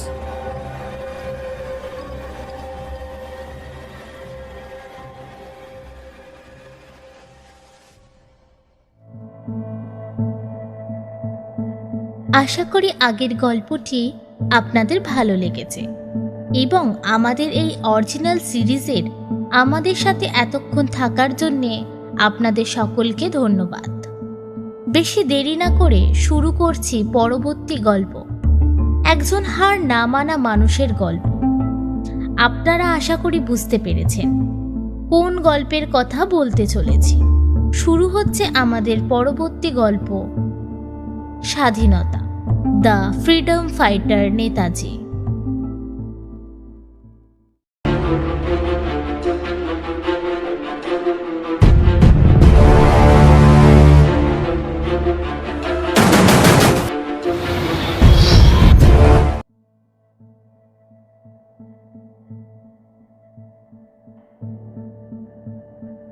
সালটা 1945, 27শে আগস্ট। ঠিক 9 দিন আগে খবর পাওয়া গেছে তাইহুকো বিমান দুর্ঘটনায় নাকি মারা গেছেন সুভাষচন্দ্র বোস। অফিসে গিয়ে শুনলাম গতকাল সাইবারে নাকি ওনাকে দেখা গেছে। আমাকে পাঠানো হলো সেন্ট্রাল জেলে, সেখানে বন্দি ওনার পুরনো বন্ধু হাবিবুর রহমানের সাথে কথা বলতে, সাথে একটি খামে বন্দি চিঠি যেটা আমায় ওয়ার্ডেন সাহেবকে দিতে বলা হয়েছিল। চিঠি পেয়ে ওয়ার্ডেন বললেন, This bloody Indian never gonna say anything about Subhash Chandra Bose. You're wasting your time. আমি বললাম, লেট মি ট্রাই, একবার চেষ্টা করেই দেখি। তুমি ম্যাজিস্ট্রেটের চিঠি এনেছো, তোমাকে না করবো না, but if you can get anything out of his mouth then you are he bastard. Constable ওনার সেল অবধি পৌঁছে দিলেন। ভেতরে ঢুকে ওনার সামনে বসে আমি প্রশ্ন করলাম, আচ্ছা সুভাষ বোস কি মারা গেছেন? আমার কথা শোনার পর বেশ খানিকক্ষণ চুপ থেকে উনি ধীরে ধীরে দুপাশে মাথা নাড়ালেন, যার অর্থ না। খবর বলছে সাইগানে নাকি ওনাকে দেখা গিয়েছে। এ বিষয়ে আপনার কি মত? ওপাশ থেকে কোনো উত্তর এলো না, তাই আমি ফের প্রশ্ন করলাম, বুঝেছি আপনি বলবেন না, আচ্ছা অন্তত এটা তো বলুন, ওনার ফেরার কি কোনো সম্ভাবনা আছে? তারপরও ওনার কাছ থেকে কোনো উত্তর না পেয়ে আমি ফেরত আসতে যাব, ঠিক এমন সময় আমার মাথা থেকে একটা উপায় বেরোলো, আর আমি শেষ চেষ্টা রূপে একটা শ্লেষ মাখা প্রশ্ন ওনার উদ্দেশ্যে ছুড়ে দিলাম। ওনার মতো প্রভাবশালী ব্যক্তিত্ব যদি বেঁচেই থাকতেন, তাহলে কি এই পরিস্থিতিতে নিজের মাতৃভূমি ছেড়ে পালিয়ে থাকতেন? আবার থাকতেও পারেন, যদি ওনার ব্যক্তি স্বার্থ এসে দাঁড়ায় দেশপ্রেম ও স্বাধীনতার মাঝে। তা অবশ্য আমরা ওনাকে নিয়ে এত আবেগপ্রবণ হচ্ছি বা কেন? কি করবেন উনি এই হতাশার দেশে ফিরে? কি হবে এই নপুংসতার সাগরে ভেসে, যেখানে মেরুদণ্ডহীনতা নাম পায় অহিংসতা, আর নিজের দেশ বাঁচানোর তাগিদে লড়তে থাকা কিছু মূর্খ লোকের দাঁত নখ উপড়ে ফেলে দগ্ধে দগ্ধে মেরে ফেলা? আপনার মতো লোকেরা এই প্রতিবাদী কি দেখতে পাচ্ছেন স্বাধীনতা? আমি তো দেখতে পাচ্ছি না, ক্ষমা করবেন আমায়। আমি দেখছি এমন লাশেদের যাদের স্বয়ং নিয়তি দেখতে ভয়ে শিউরে ওঠে। বলুন, আপনি এখনো চুপ করে আছেন? কারণ আপনার মনে হয় আপনি তাদের নিষ্প্রাণ দেহে দাঁড়ায় দেখবেন স্বাধীন ভারত। স্বাধীন ভারত আমি কোনোদিন দেখতে পাবো কি জানি না, কিন্তু আমি সেদিন এক ভারতীয়কে দেখেছি। একটা গল্প শুনবে? হ্যাঁ, একটা গল্প শুনবে? বসো বসো বসো। সেটা ছিল ডিসেম্বরের এক বিকেল। রোগা শরীর, ফ্যাকাশে মুখ, গাল ভরাট অনেক দিনের না কামানো দাড়ি। বালিশে হেলান দিয়ে নিজের বিছানায় বসেছিলেন সুভাষবাবু। এমন সময় ভাইপো শিশির তার ঘরে প্রবেশ করলো। সুভাষবাবু তাকে তার বিছানার ডান দিকে বসতে বললেন। শিশিরের দিকে তাকিয়ে এক গভীর দৃষ্টিতে সুভাষবাবু বললেন, শোনো, তোমাকে একটা কাজ করতে হবে, আশা করি তুমি সেটা পারবে। শিশির ঘাড় নেড়ে সায় দিল। কাজটি হলো ভারতবর্ষ থেকে সুভাষচন্দ্র বোসের অন্তর্ধানে তাকে সাহায্য করতে হবে। শিশিরের দায়িত্ব হবে মাঝরাতে গাড়ি চালিয়ে তার কাকাকে কলকাতা থেকে বহু দূরে কোনো স্টেশনে ছেড়ে দিয়ে আসা। সেই রাতে চাপা উত্তেজনা নিয়ে নিজের বাড়ির দিকে হাঁটা দিল শিশির। পুলিশের নজর কিন্তু বজায় ছিল সুভাষবাবুর বাড়ির উপর। যদিও একজন ভাইপোর সঙ্গে তার অসুস্থ কাকার সাথে দেখা করাটা খুবই স্বাভাবিক।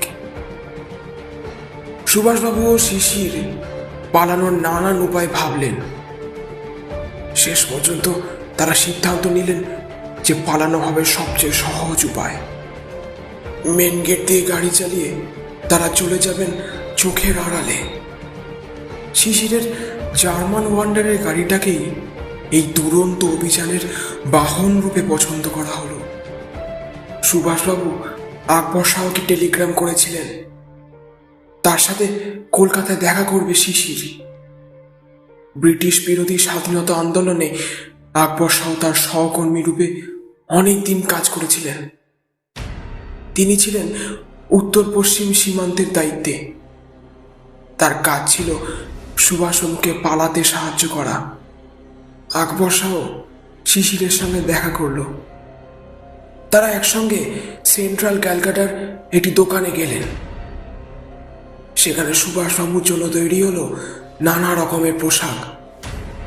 মূলত একটা ট্রাউজার, একটা কালো কুর্তা আর ফেস টুপি, এছাড়া একটি সুটকেস, পেট্রোল, কিছু জামা কাপড়, বালিশ, এসব শিশির আগেই কিনে রেখেছিল। সেখান থেকে তারা গেল একটা ছাপাখানায়। সেখানে ছাপানো হলো ভিজিটিং কার্ড।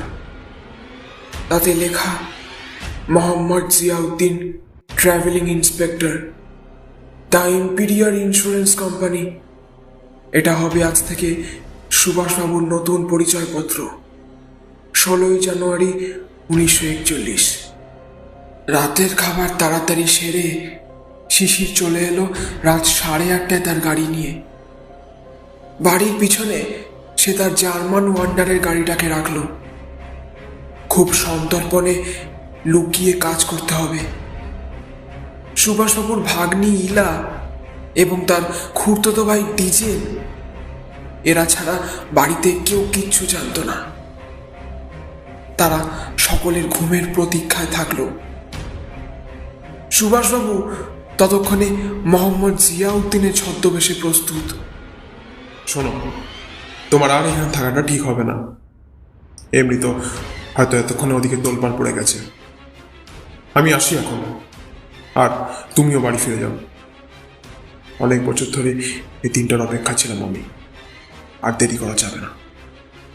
তার পরনে যে লম্বা কালো কুর্তা, বাদামি কোট, গিলাডোলা ট্রাউজার, কালো ফেস টুপি আর চোখে সোনালি ফ্রেমের চশমা।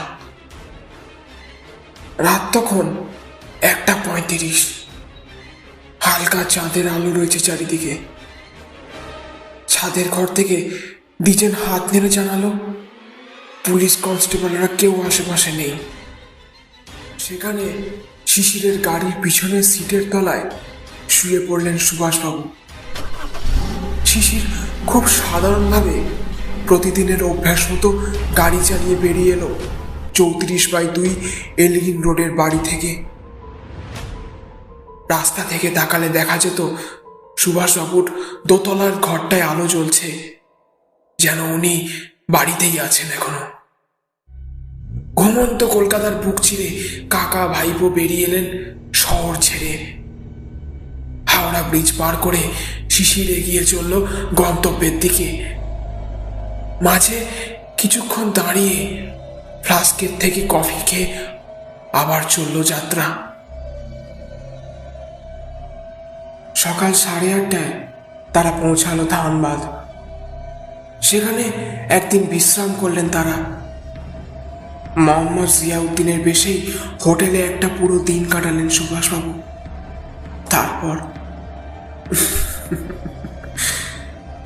তারপর সুভাষবাবু তো আর নেই। মোহাম্মদ জিয়াউদ্দিন পৌঁছালেন গোমো স্টেশন। উদ্দেশ্য দিল্লিগামী কালকামেল। শিশির তার গাড়ি করে চলে এলো মালপত্র নিয়ে। একজন কুলিকে ডেকে তার জিম্মায় তুলে দেওয়া হলো লাগেজ। স্টেশনের জনশূন্য প্ল্যাটফর্মে দাঁড়িয়ে শিশির চেয়ে রইল কাকার দিকে। ও জানে তার কাকা আর ফিরবে না, আর ফিরলেও সাথে নিয়ে ফিরবেন স্বাধীনতা। নিজের স্বাভাবিক ভঙ্গিতে দ্রুত অথচ দৃঢ় পদক্ষেপে ওপরের ব্রিজ ক্রস করে চলে গেলেন সুভাষবাবু। ট্রেনের ধোঁয়ার পিছনে হারিয়ে গেলেন তিনি নিমেষেই।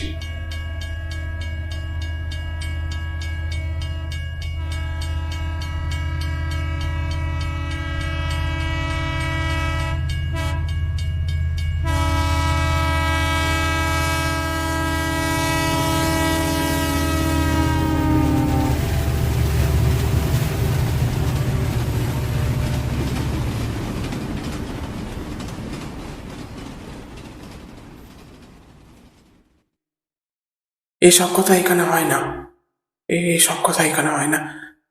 তুমি এসো, যাও, তুমি যাও। সেল থেকে বের হওয়ার সময় পেছনে ফিরে দেখি লোকটা মাটিতে বসে বিড়বিড় করে প্রলাপ বকে চলেছে। কেউ ধরতে পারবে না, কেউ ধরতে পারবে না, কেউ ধরতে পারবে না সুভাষবাবুকে। কেউ খুঁজেই পাবে না, কেউ খুঁজে পাবে না। ওই হারামজাদার দল কেউ ধরতে পারবে না। তারপর সেল থেকে বেরিয়ে এসে কিছু দূর গিয়েই আমার কানে ভেসে এলো একটি স্বাধীনতা সংগ্রামীর ক্রুদ্ধ চিৎকার।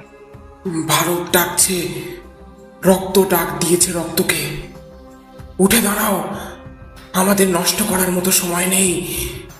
অস্ত্র তোলো, যদি ভগবান চান তাহলে আমরা শহীদের মৃত্যুবরণ করব।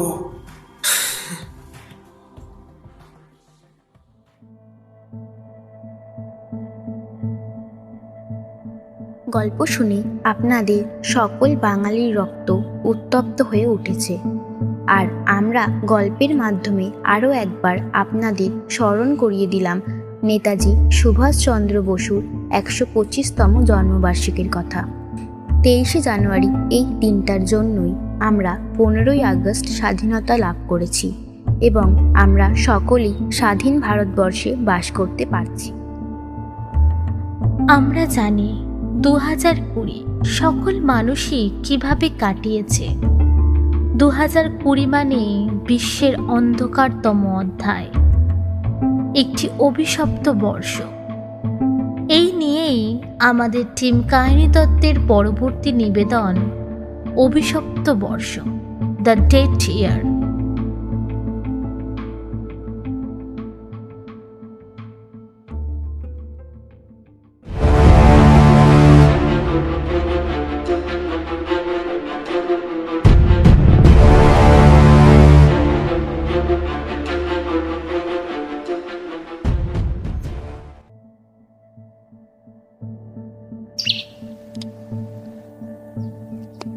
আমি রিক। সারাদিনে অনলাইনে গেম স্ট্রিমিং করে করে বোর হয়ে গেছি। বিরক্তিকর দিন একটা। ধুর, কিছু ভাল লাগছে না। তাই ভাবলাম ছাদের ওখানে তো চিলেকোঠার ঘর আছে, ওটাতে গিয়ে ঘাটাঘাটি করি, যদি কিছু ইন্টারেস্টিং জিনিস খুঁজে পাই। চিলেকোঠার ঘর খুলে ঘাটাঘাটি করতে লাগলাম। সেরকম কিছু পেলাম না। আমার ছোটবেলার পুরনো সাইকেল আর কিছু ছোট ছোট খেলনা। শেষমেশ একটা পিচবোর্ডের বাক্স পেলাম। বাক্সটা খুলে দেখলাম পুরাতন কতদিনের কাগজপত্র রয়েছে, আর তার সঙ্গে রয়েছে একটি ডায়েরি। এখন তো 2080 সাল। এরকম সময় তো ডায়েরি লেখার চলটা নেই। এখন সবাই গুগল অ্যাসিস্ট্যান্টকে ভরসা করে, সবাই বলে, আর গুগল অ্যাসিস্ট্যান্ট ওটাই নোট করে নেয়। এখন সব কিছুই অনলাইন। আমি মনে মনে ভাবলাম, তবে এ বেশ পুরাতন ডায়েরি, দেখি পড়ে ভেতরে কি লেখা আছে, মজা হবে বেশ। এইভাবে ডায়েরিটিকে নিয়ে নিজের ঘরে চলে এলাম। ডায়েরিটার উপরে ধুলো পড়েছিল অনেকটা, ওটাকে পরিষ্কার করলাম, করে দেখলাম ও ধারে এক কোণায় লেখা আছে ছোট করে 2020, আর তাতে বুঝতে পারলাম এটা 20 সালের ডায়েরি। আজ থেকে প্রায় 60 বছর আগেকার, মানে বেশ পুরাতন ডায়েরিটা। ডায়েরির প্রথম পেজটিকে খুললাম, তাতে নাম লেখা নিরুপমা রায়। নামটা দেখে আমি অবাক। ওমা, এটা আমার বড় দিদুনের লেখা ডায়েরি। হ্যাঁ, নিরুপমা রায় হলেন আমার বড় দিদুন, কিন্তু দুর্ভাগ্যবশত আমার জন্মের আগেই তিনি মারা যান। যতদূর শুনেছি উনি হার্ট অ্যাটাকে মারা যান। যাই হোক, দিদুনের একটা ডায়েরি পেয়েছি, এটা থেকে দিদুনের ব্যাপারে অনেক কিছু জানতে পারবো আশা করি। এবার ডায়েরিটি পড়ি মন দিয়ে।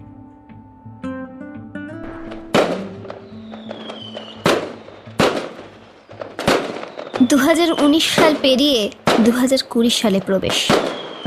অনেক আনন্দ এবং উচ্ছ্বাসের সঙ্গে এই সালটার অপেক্ষায় ছিলাম। কাজের ফাঁকে অফিসের ছুটির দিনগুলো নিজের মতো করে সাজিয়ে নিই। আমার ছেলেবেলা কেটেছে গ্রামে, এখন চাকরির সূত্রে থাকি কলকাতায়। এই কিছুদিন হয়েছে একটা ফ্ল্যাট নিয়েছি।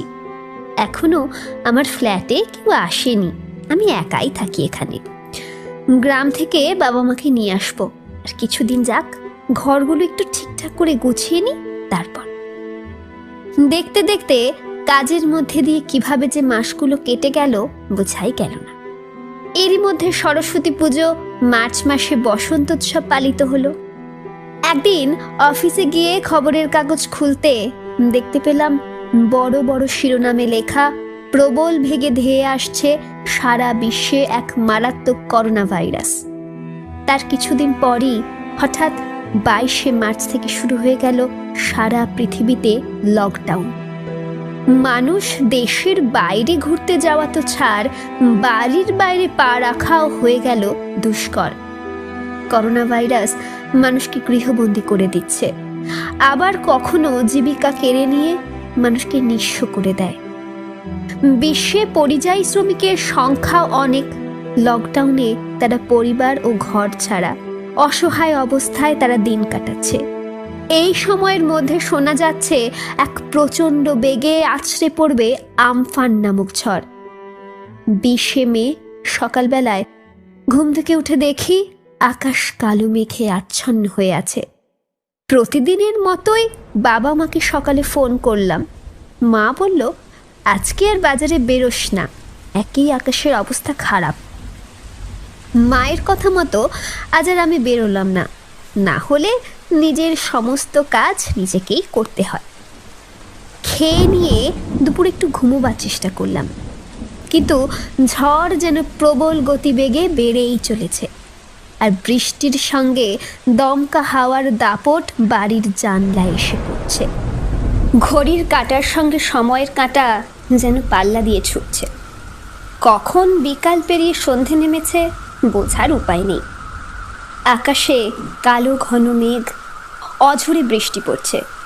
প্রবল ঝড়ে আশেপাশে দুরবস্থা। হঠাৎ একটা জোরে বাজ পড়ার শব্দ হয় এবং সাথে সাথে চারিপাশে লোডশেডিং হয়ে অন্ধকারে ছেয়ে যায়। এই একলা ঘর আর এই ঘুটঘুটে অন্ধকার যেন আমাকে গ্রাস করছে। ঠিক তখনই আমার পায়ের সামনে ভিজে ভিজে কিছু অনুভব করলাম। কি যেন একটা স্রোত বয়ে চলেছে। ভয়ে আমার গা ছমছম করে উঠল। ফোনের ফ্ল্যাশটা জেলে দেখলাম জানলা বন্ধ, তাও কোথা থেকে যেন জল আমার ঘরের ভিতরে এসে প্রবেশ করেছে।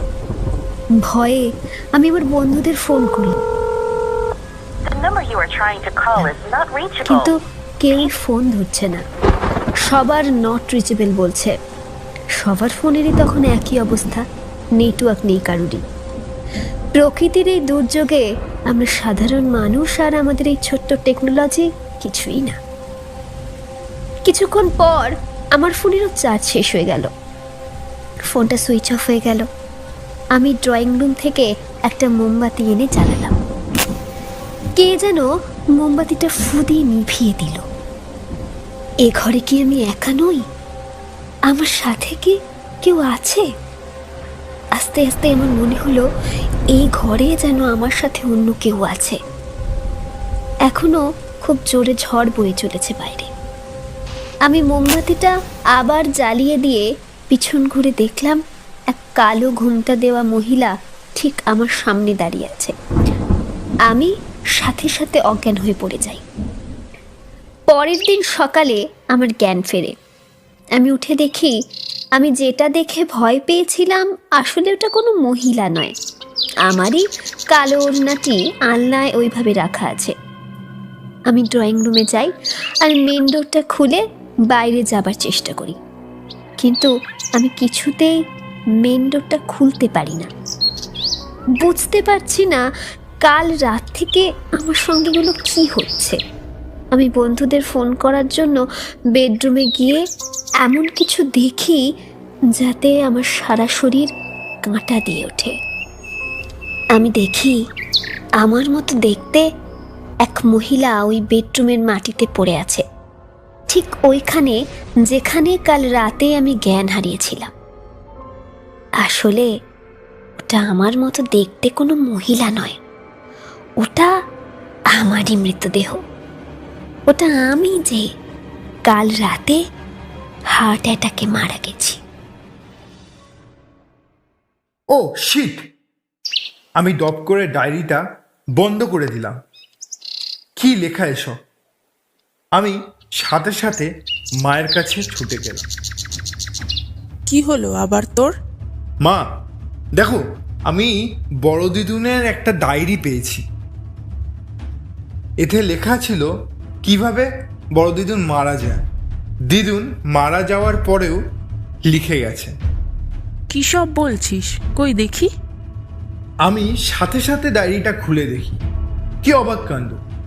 আমফানের ওই বিকেলের পর থেকে তাতে কিছু নেই। সবই সাদা।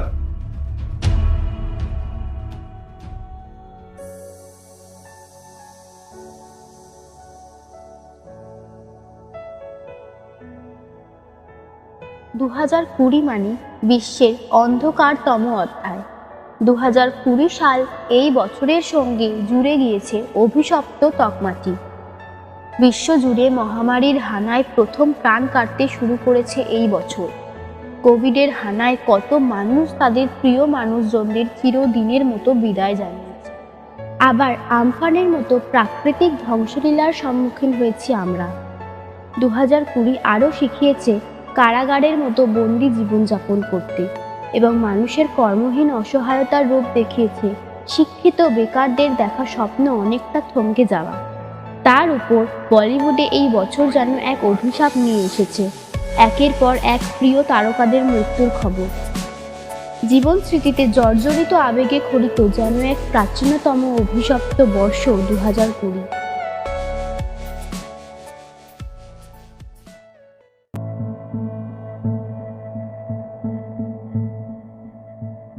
আশা করি আগের গল্পটি শুনে আপনাদের কিছু স্মৃতি ফিরে এসেছে। যা ভয়ঙ্কর সময় পেরিয়ে এসেছেন আর কখনো মনে করবেন না বলে ভেবেছিলেন, তাই জন্য বাকি সব পুরনো কথা ফেলে নতুন বছর 2021 সুস্থ এবং সুন্দরভাবে কাটান। আর আমাদের ননস্টপ অরিজিনালসের শেষ গল্প অদৃশ্য চিতা শুনতে থাকুন। অদৃশ্য চিতা এই গল্পটি আমাদের অরিজিনাল সিরিজের নয়। এই গল্পটি আমরা নিয়েছি রাক্ষস খক্ষস দৈত্য এই বইটি থেকে। এই গল্পটি আমাদের সব গল্পের মধ্যে অন্যতম একটি গল্প এবং টপে রয়েছে।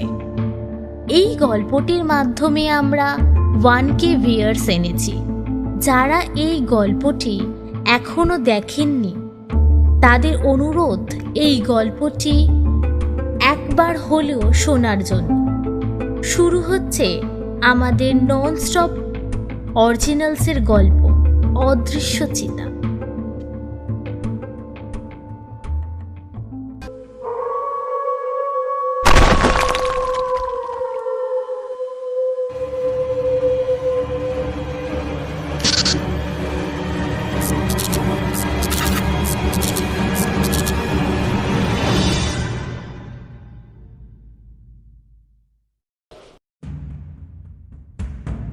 যুক্তির আতশকাচ দিয়ে সবকিছুর বিশ্লেষণ সম্ভব নয়।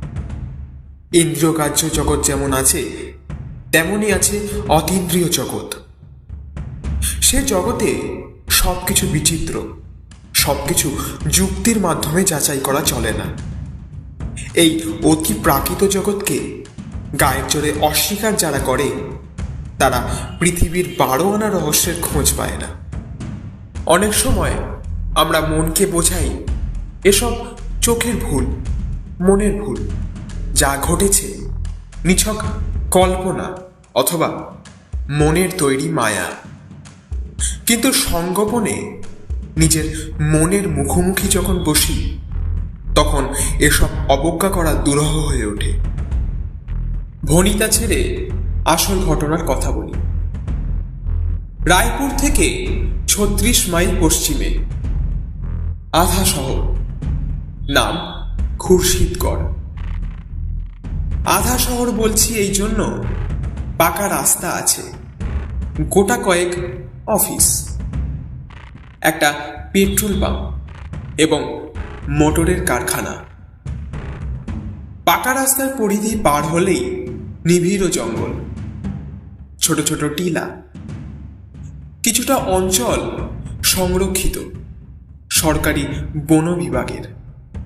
প্রথম এসেছিলাম বছর 10 আগে এক টিম্বার কোম্পানির প্রতিনিধি হিসাবে। কাজ বিশেষ কিছু নয়, জঙ্গল থেকে কাটা কাঠের হিসাব রাখতে হতো। 2 জন কর্মচারী এবং মাসের শেষে তাদের মাইনে দেওয়া। অবসর সময় শিকার। নিজের দক্ষতার উপর বেশ আস্থা হয়েছিল। এদিক ওদিক থেকে শিকারের জন্য ডাকও আসতো। তারপর খুরশিদগড়ে আবার যখন এলাম তখন আমার প্রমোশন হয়েছে। এক বিশ্বজোড়া পেট্রোল কোম্পানির আমি ভ্রাম্যমাণ পরিদর্শক। বড় শহরগুলি বদলায়, তার রাস্তাঘাট, বাড়িবাগান কয়েক বছর অন্তর নতুন রূপ নেয়, কিন্তু খুরশিদগড়ের মতো আধা শহর শতাব্দীর পর শতাব্দী একই রকম থাকে।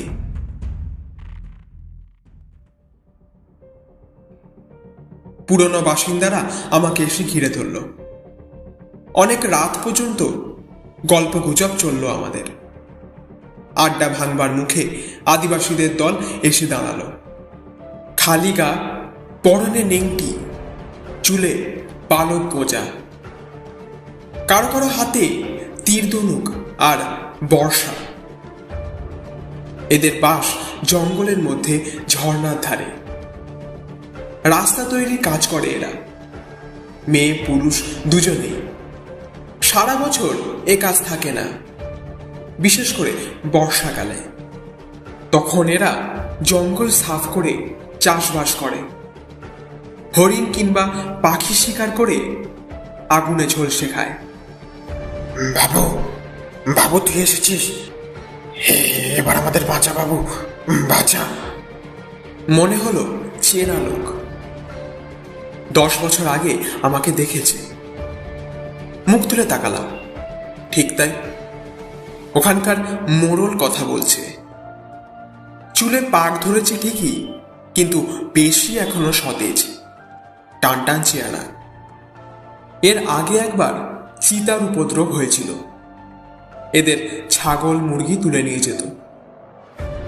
একবার উঠোনে তেল মাখিয়ে একটা বাচ্চাকে রোদে শুয়ে রাখা হয়েছিল দিন দুপুরে। চিতা ঝাঁপিয়ে পড়ে তাকে নিয়ে উধাও। এক বুড়ো কাছে বসে পাহারা দিচ্ছিল। সে মুহূর্তের জন্য দেখল একটা হলুদ ঝিলিক উঠোনের উপর পড়েই আবার মিলিয়ে গেল। সেই সময় এরা দল বেঁধে আমার কাছে এসেছিল। বাবু, বাবু তোর বন্দুক নিয়ে একবারটি চল, আমাদের সর্বনাশ হয়ে যাচ্ছে বাবু। চিতা শিকার সহজ নয়, বন্দুক হাতে সব সময় সজাগ থাকতে হয়। চিতার থাবার তলায় এক ধরনের বিশেষ প্যাডিং থাকে, পাশ দিয়ে গেলেও শব্দ পাওয়া যায় না। তাছাড়া এরা গাছে উঠতেও দক্ষ। যে গাছের তলায় শিকারী বন্দুক নিয়ে তৈরি হয়ে আছে, চিতা হয়তো ওঁত পেতে রয়েছে সেই গাছেরই ডালে। সুযোগ বুঝে শিকারীর উপর ঝাঁপিয়ে পড়বে। প্রথমত ঝর্ণার ধারে একটা ঝোপের পাশে মরা মোড়ক রাখা হলো। আমি কাছেই একটা গাছের ডালে বসে রইলাম। 1 দিন 2 দিন গেল, কিন্তু কিছু হলো না। অথচ ঝোপের মধ্যে চিতার ল্যাজ আঁচড়ানোর শব্দ কানে এলো। বার দুয়েক পাতার ফাঁকে তার জ্বলন্ত দুটি চোখও দেখতে পেলাম, কিন্তু চিতা বাইরে এলো না। সম্ভবত সে বাতাসে মানুষের গন্ধ পেয়ে থাকবে। বুঝলাম এভাবে তাকে কাবু করা যাবে না। তাই আদিবাসীদের বললাম, শোনো, তোমরা একটা কাজ করো, 3 দিক থেকে ঝোপটা পেটাতে শুরু করো, তাহলে চিতাটা বেরিয়ে পড়বে। আর আমি এখানে বন্দুক নিয়ে তৈরি আছি, বের হলেই গুলি চালাবো। এতে বিপদের সম্ভাবনাও বেশি। মরিয়া চিতা লোকেদের ঘাড়ের উপরও ঝাঁপিয়ে পড়তে পারে, যার উপর পড়বে তার নিস্তার নেই। কিন্তু শিকারে কিছু বিপদের সম্ভাবনা থাকবেই। ঝোপের একটা দিকে ঝর্ণা, এখানে ঝর্ণা অনেক নিচে, ঝুঁকে পড়লে তবে তার উচ্ছল জলস্রোত দেখা দেয়। ঢালুপার জঙ্গলে ভর্তি। সেদিকে বন্দুক তাক করে আমি বসলাম। এদিকে আদিবাসীরা টিন আর ক্যানেস্তারা পিটতে আরম্ভ করলো। উৎসাহী 2-1 কাপড়ের বলে পেট্রোল মাখিয়ে তাতে আগুন জেলে ঝোপের মধ্যে ফেলতে শুরু করলো। কাজ হলো। ঝোপের ভেতর থেকে চিতার ক্রুদ্ধ গর্জন শোনা গেল। প্রায় ঘন্টাখানেক পর ঝোপের মধ্যে একটা তীব্র আলোড়ন শুরু হলো। হঠাৎ চিতাটা লাফিয়ে শূন্যে উঠল। পরিষ্কার দিনের আলো, আকাশে ছিটে ফোটা মেঘ নেই। দেখলাম হলুদ রঙের একটা বলের আকার। চিতা নিজের শরীরটা গুটিয়ে নিয়েছে। কাচের মার্বেলের মতো জ্বলছে দুটো চোখ। বড় বড় দাঁতের ফাঁক দিয়ে লাল টকটকে জিভটা বেরিয়ে পড়েছে। প্রায় সঙ্গে সঙ্গে গুলি করলাম, পরপর দুটো। প্রথমটা পিছনের পায়ের উপর লাগলো, আর দ্বিতীয়টা চোয়ালে। চোয়ালটা ভেঙে যাওয়ার শব্দ হলো। শুনলেই ডিগবাজি দিয়ে চিতাটা নিচের ঘন জঙ্গলের মধ্যে ঢুকে গেল। তার প্রাণে বেঁচে থাকার প্রশ্নই ওঠে না। চোয়াল গুড়িয়ে যেতে নিজের চোখে দেখেছি, কিন্তু আফসোস হলো শিকার হাতের মুঠোয় এলো না। খুব অল্প সময়, তবু তার মধ্যে নজর এড়ায়নি আমার। চিতাটার একটা কান নেই। সম্ভবত বন বাজারে ঘোরার সময় কাটা গাছে লেগে কানটা কেটে গেছে। দ্বিতীয় বৈশিষ্ট্য আরো বিস্ময়কর। চিতাটা ধূসর বর্ণের এবং তার দেহের একপাশে কোনো দাগ নেই। পরে অবশ্য দু একজন প্রত্নতত্ত্ববিদের সঙ্গে এই বিষয় নিয়ে আলোচনা করেছিলাম। তারা কিন্তু ঠিকমতো কোনো উত্তর দিতে পারেননি। চিতাটা যে মারা গিয়েছিল সে বিষয়ে নিশ্চিত হওয়ার আরেকটা কারণও ছিল। সে যাই হোক, কিন্তু তারপর থেকে আর কোনো রকম উপদ্রব হয়নি। কিন্তু 10 বছর পর আবার শুরু হলো সেই উপদ্রব। বাঁচা বাবু, বাঁচা আমাদের। সে আবার ফিরে এসছে বাবু, আবার ফিরে এসছে। পিছনে দাঁড়ানো একজন লোক মোড়লের এই কথার প্রতিবাদ করলো। এ কি সাধারণ বাঘ বাবু যে বন্দুকে টোটা ভরে মারবে আর বাঘ খতম? এ তো পিরেত। বাঘের রূপ ধরে এসেছে। শুনলাম, কিন্তু কোনো মন্তব্য করলাম না। আদিবাসীদের জগতে ভূত প্রেতের অবাধ রাজত্ব। হঠাৎ ঝড়ে গাছ পড়ে গেল, সেও অপদেবতার কাণ্ড। আবার গভীর রাত্রে শিয়ালের করুণ কান্নাও প্রেতের কারসাজি। ঠিক করলাম পরের দিনই শিকারে বের হব। চিতার গতিবিধি সম্বন্ধে জানার জন্য মোড়লকে আমার সঙ্গে দেখা করতে বলে দিলাম। পরের দিন সকালে খাটিয়ায় বসে চা পান করছি, মোড়ল এসে দাঁড়ালো। আরে মোড়ল যে, কি খবর বলো? খবর আর কি বলবো বাবু, কাল মুমিন যা বলেছে কথাটা মিথ্যে নয়। মুমিনকে? আর সে কি বলেছে? মুমিন আমার ভাইয়ের ছেলে বাবু, কিন্তু সে যে বলেছে ওটা ওটা চিতা নয়, অপদেবতা। ও ঠিকই বলেছে বাবু। কেন? তাকে স্বীকার করা যায় না বাবু। মাস 6 আগে বন বিভাগের এক সাহেব এসেছিল, 10 দিন ধরে নাচে হয়। এই দেখলো চিতা সামনের এক গাছের আড়ালে বন্দুক ছুড়ল, ব্যাস, কোথাও কিচ্ছু নেই বাবু।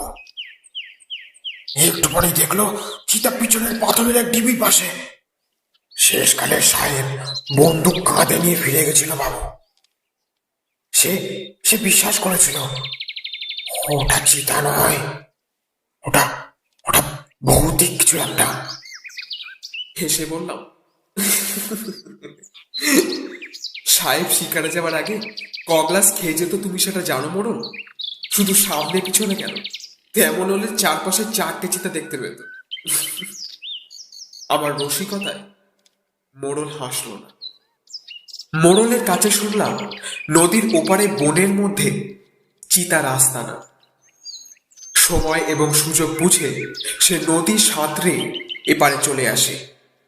দুপুরে যখন এপারের মাঠে আদিবাসী ছেলেরা গরু ছাগল চড়াতে আসে, তখন তাদের অন্যমনস্কতার সুযোগ নিয়ে চিতা ছোট সাইজের গরু কিংবা ছাগলের উপর লাফিয়ে পড়ে। তারপর আধমরা শিকার পিঠে নিয়ে অক্লেশে নদী পার হয়ে নিজের আস্তানায় ফিরে যায়। সব শুনে আমি মোড়লকে বললাম, ঠিক আছে, আজ দুপুরবেলায় গাছের ডালে বন্দুক নিয়ে অপেক্ষা করব, যেখানে গরু চড়ে ঠিক তার পাশে। হয়তো কয়েকদিন অপেক্ষা করতে হবে, কিন্তু এছাড়া আর তোর কোনো পথ দেখছি না। খাওয়া দাওয়ার পর খাকি শার্ট আর হাফ প্যান্ট পরে তৈরি হচ্ছি, এলো গোকুল প্রসাদ। আমি যে পেট্রোল কোম্পানির প্রতিনিধি, গোকুল সেই কোম্পানির এখানকার ডিস্ট্রিবিউটর। আমাকে দেখে বলল, এ কি রওনা সাজে কোথায় যাওয়া হচ্ছে? পাখি শিকার নাকি? আরে না না, পাখি নয় গোকুল, চিতা শিকারে যাচ্ছি। দেখলাম গোকুলের মুখের রং বদলালো। সে গলার স্বর একটু নিচে নামিয়ে বলল, জঙ্গলে যে চিতা অত্যাচার করছে সেটা নাকি? হ্যাঁ, আদিবাসীদের দল এসেছিল, সেই চিতার কথাই তো বললো আমাকে। সর্বনাশ, ও কাজ কখনো করতে যাবেন না। গোকুল প্রসাদের কণ্ঠে আতঙ্কের ছোঁয়া। কেন? ওটা চিতা নয়, অশরীরী কিছু। হেসে উঠলাম। জানতাম গোকুল কখনো নেশাবান করে না, জীবনেও সে করেনি। কিন্তু এখন এর কি অবস্থা? কি সব বলছে সে? আমি প্রশ্ন করলাম, কি ব্যাপার বলো তো? গোকুল প্রসাদ খাটিয়ার উপর চেপে বসল। দিন 15 আগে আমি রায়পুর থেকে ফিরছিলাম। চাচার বাড়ি থেকে বেরোতে একটু দেরি হয়ে গেছিল। যেতে যেতে মাঝপথে সন্ধ্যা নাম। আমি গাড়ি চালিয়ে আসছিলাম, জঙ্গলের পাশের রাস্তায় এসেছি। হঠাৎ দেখি ঝোপের ধারে একটা চিতা, সেটা বসে বসে নিজের থাবা চাটছে। মোটরের হেডলাইটে তার দুটো চোখ জ্বলে উঠল। আমি একটু ভয়ই পেয়ে গেছিলাম। সঙ্গে কোনো হাতিয়ারও নেই। চিতারা যদি এখন মোটরের ওপর ঝাঁপিয়ে পড়ে। গাড়ির স্পিডটা বাড়িয়ে দিলাম। মাইল 2 গিয়ে একটা বাঁক ঘুরতে না ঘুরতেই সেই এক দৃশ্য। ঝোপের কাছে বসে আছে সেই চিতাটা, বসে বসে সে নিজের থাবা চাটছে। আমি ওকে আশ্বাস দিলাম, তোমার কি ধারণা এত বড় জঙ্গলের চিতা মাত্র একটাই, আর নেই? কিন্তু গোকুল প্রসাদ মানতে চাইল না। কিন্তু সেটা যে একই চিতা সে বিষয়ে আমার কোনো সন্দেহ নেই। সেই এক চেহারা, সেই একই বসার ভঙ্গি। বললে তুমি তো বিশ্বাস করবে না, কিন্তু আমি পর পর 4 বার সেই দৃশ্য দেখেছি। আমি আর কিছু বললাম না। একটু বসে গোকুল প্রসাদ চলে গেল, আর ঠিক তারপরেই মোড়ল ঢুকলো। আমি তৈরি ছিলাম, তাই মোড়লের সঙ্গে বের হয়ে পড়লাম। পথে যেতে যেতে জিজ্ঞাসা করলাম, আচ্ছা, শিকারের জন্য যে টোপের ব্যবস্থা করতে বলেছিলাম সেটা কি হলো? একটা ছাগলের বাচ্চা এনেছি, সেটাকে গাছের তলায় বেঁধে রাখবো, আর তুই মাচা বেঁধে গাছের ডালে বসবি। এরকম ব্যবস্থায় একটু সন্দেহ প্রকাশ করলাম। বললাম, কিন্তু চিতার পক্ষে তো গাছে ওঠা মোটেই অসম্ভব নয়। মোড়ল বলল, কোনো চিন্তা করিস না, সে ব্যবস্থা করা হয়েছে। তুই গাছে উঠে গেলে জঙ্গল থেকে কাঁটা গাছ এনে তলায় রেখে দেবো। কাঁটা গাছ দেখলে বাঘ সেদিকে আসে না। আয়োজন অবশ্য ভালোই, কিন্তু কোনো কারণে বিপদের সম্মুখীন হলে দ্রুত গাছ থেকে নামা খুব মুশকিল। আমি শুধু মোড়লকে জিজ্ঞাসা করলাম, আচ্ছা, যে গাছে মাচা বাঁধা হবে তার আশেপাশে অন্য গাছ আছে? মোড়ল মাথা নাড়ল। আমি এই প্রশ্নটা করলাম এই জন্য যে চিতাটা পাশের কোনো গাছে উঠে আমার উপর ঝাঁপিয়েও পড়তে পারে। যখন মাচার কাছে পৌঁছালাম তখন দুপুরের রোদ স্থিমিত। এমনিতেই ঘন অরণ্যের মধ্যে সূর্যের আলোর প্রবেশ নিষেধ। জনাচারের লোক অপেক্ষা করছিল। একজনের হাতে দড়িতে বাঁধা ছাগল ছাড়া। আমি ভেবেছিলাম আমার সঙ্গে কেউ একজন মাচায় থাকবে, কিন্তু শেষকালে দেখা গেল কেউ থাকতেই রাজি নয়। এমনকি মোড়ল রাজি হলো না, তার নাকি বাড়িতে মেয়ের অসুখ। তবে যাবার সময় মোড়ল আশ্বাস দিয়ে গেল যে আমাকে বেশিক্ষণ অপেক্ষা করতে হবে না। ছাগল ছানার পরিত্রাহী চিৎকারে আকৃষ্ট হয়ে চিতাটা শীঘ্রই দেখা দেবে। তাছাড়া এ সময় বনের জন্তুরা অনেকেই নাকি নদীতে জল পান করতে আসে। অতএব গাছে হেলান দিয়ে বন্দুক কোলে নিয়ে চুপচাপ অপেক্ষা করতে লাগলাম। রোদের তেজ ম্লান হয়ে এলো, সন্ধ্যা নামলো, ঝোপে ঝোপে জোনাকির ঝাঁক। খুব দূরে একটা ময়ূরের ডাক শোনা গেল, কিন্তু চিতাটার দেখা নেই। আরো আশ্চর্য, ছাগল ছানা নির্ভয় ঘুমাচ্ছে। কোনো দিক থেকে কোনো রকম উপদ্রব যে হতে পারে এমন চিন্তা তার মাথায় নেই।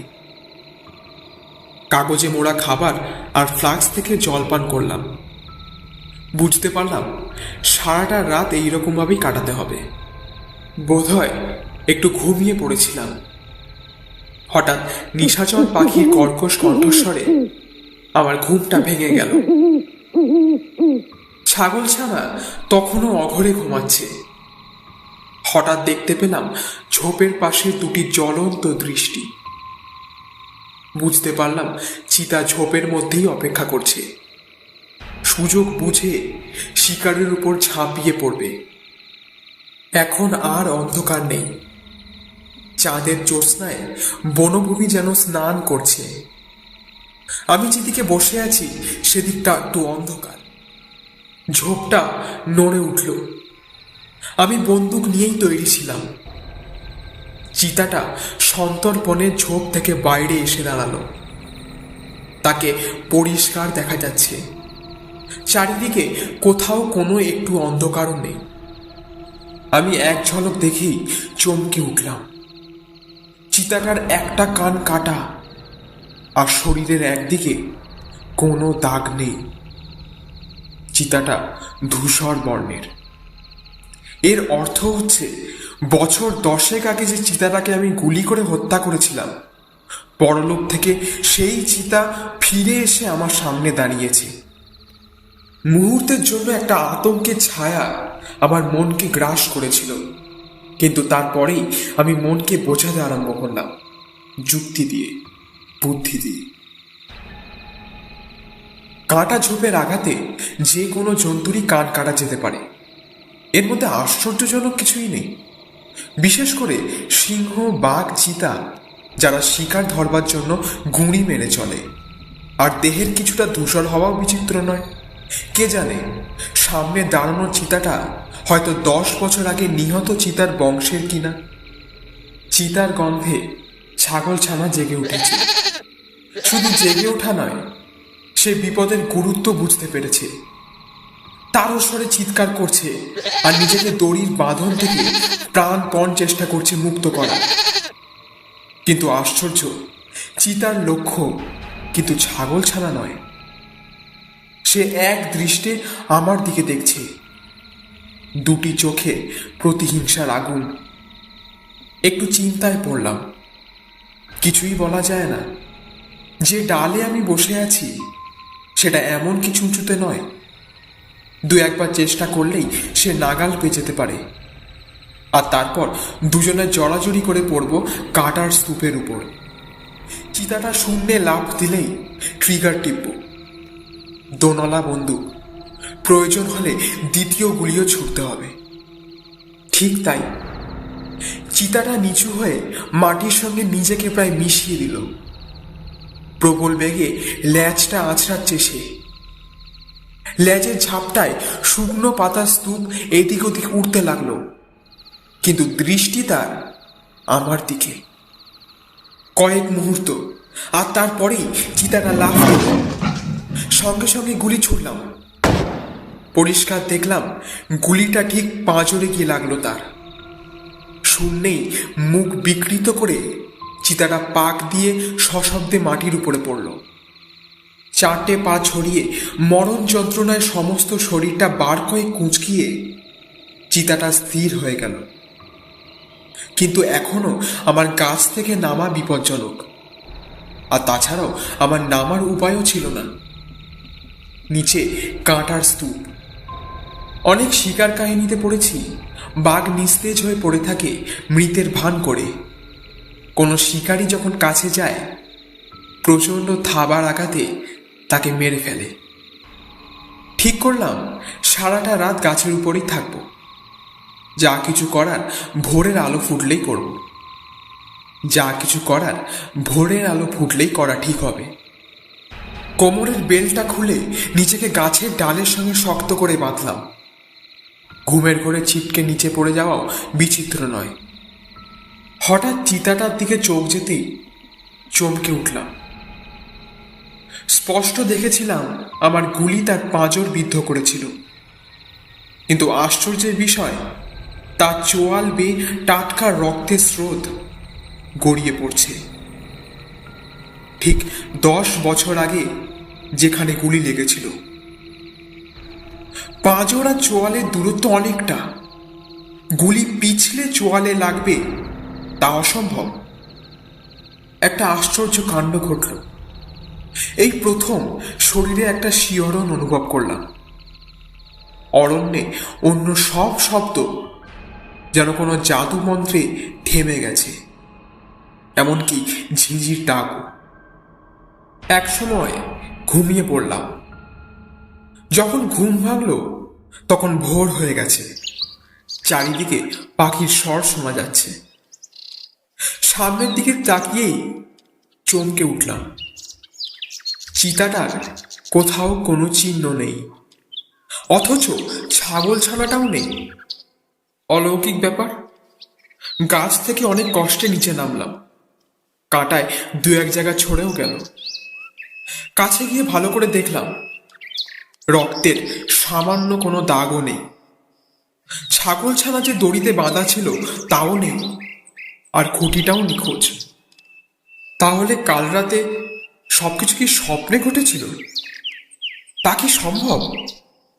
নিজের বন্দুক পরীক্ষা করলাম, 2টো গুলিই রয়েছে, অর্থাৎ গুলি যে ছোঁড়া হয়েছিল তার কোনো প্রমাণ নেই। একটু পরেই আদিবাসীরা এসে জড়ো হবে। কি বলবো তাদের? আমার কাহিনী শুনে তারা তো চিতাটাকে অলৌকিক কিছুই ভাববে। আর ছাগল ছানাটাও নেই, এর অর্থ চিতাটা কিন্তু এসেছিল। আমার পরাজয়ের কাহিনী আদিবাসীদের কাছে রটে যাওয়ার চেয়ে নিঃশব্দে আত্মগোপন করাই বুদ্ধিমানের কাজ। তাই আমি চলতে শুরু করলাম। একটু চলতেই মনে হলো পিছনে কে যেন আমাকে সন্তর্পণে অনুসরণ করছে। পিছনে ফিরে দেখেই গাটা হিম হয়ে গেল। আমার চলার শক্তিও কে যেন ছিনিয়ে নিল। গাছের আড়ালে সেই চিতা, 2টি চোখে আগুনের ঝলক, তার চোয়াল এবং পাঁজর থেকে রক্ত ঝরছে। আহত চিতা কি আমাকে অনুসরণ করছে? কিন্তু বন্দুকে 2টো গুলি যখন অটুট, তখন চিতাটা আহত হলো কি করে? বন্দুকটা তুলে নিলাম। মনে হলো ভোরের কুয়াশার মধ্যে চিতাটা যেন মিলিয়ে গেল। একবার নয়, একই দৃশ্য বারবার 3বার দেখলাম। অগ্নি ছড়া দৃষ্টি দিয়ে আমাকে জরিপ করতে করতে চিতা চলছে।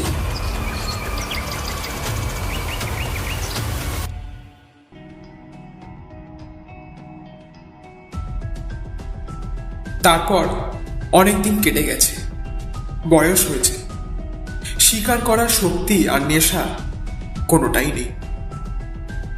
প্রায় অবসর জীবনযাপনই করছি। মাঝে মাঝে রায়পুর অঞ্চলের বন বিভাগের কয়েকজন দেখা করতে আসে। সকলের মুখেই একই কাহিনী শুনি।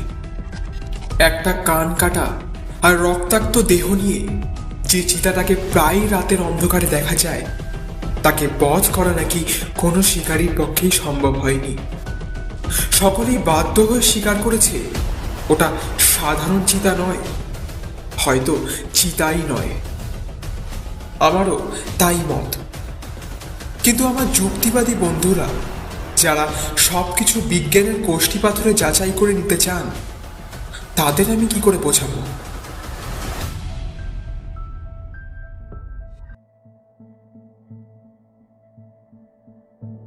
আশা করি আমাদের এই সিরিজটা এবং আমাদের এই সিরিজের সকল গল্প আপনাদের মন জয় করেছে। গল্পগুলি কেমন এবং এই সিরিজটি আপনাদের কেমন লাগলো আমাদের কমেন্ট বক্সে এসে জানান, ও আমাদের চ্যানেলে নতুন হলে সাবস্ক্রাইব করে বেল আইকনটি প্রেস। এবং আপনারা চাইলে নিচে দেওয়া লিঙ্কটি থেকে আমাদের অ্যাপটিকে ব্যবহার করতে পারেন। আবারও আপনাদের প্রথমে জানাই টিম কাহিনী তত্ত্বের অডিও স্টোরি শোনার জন্য অসংখ্য ধন্যবাদ। এতক্ষণ আপনারা শুনছিলেন ননস্টপ অরিজিনাল সিরিজ। গল্পের সূত্রধর আমি নন্দিনী ও আমার সহকর্মী অমৃতা। ধন্যবাদ।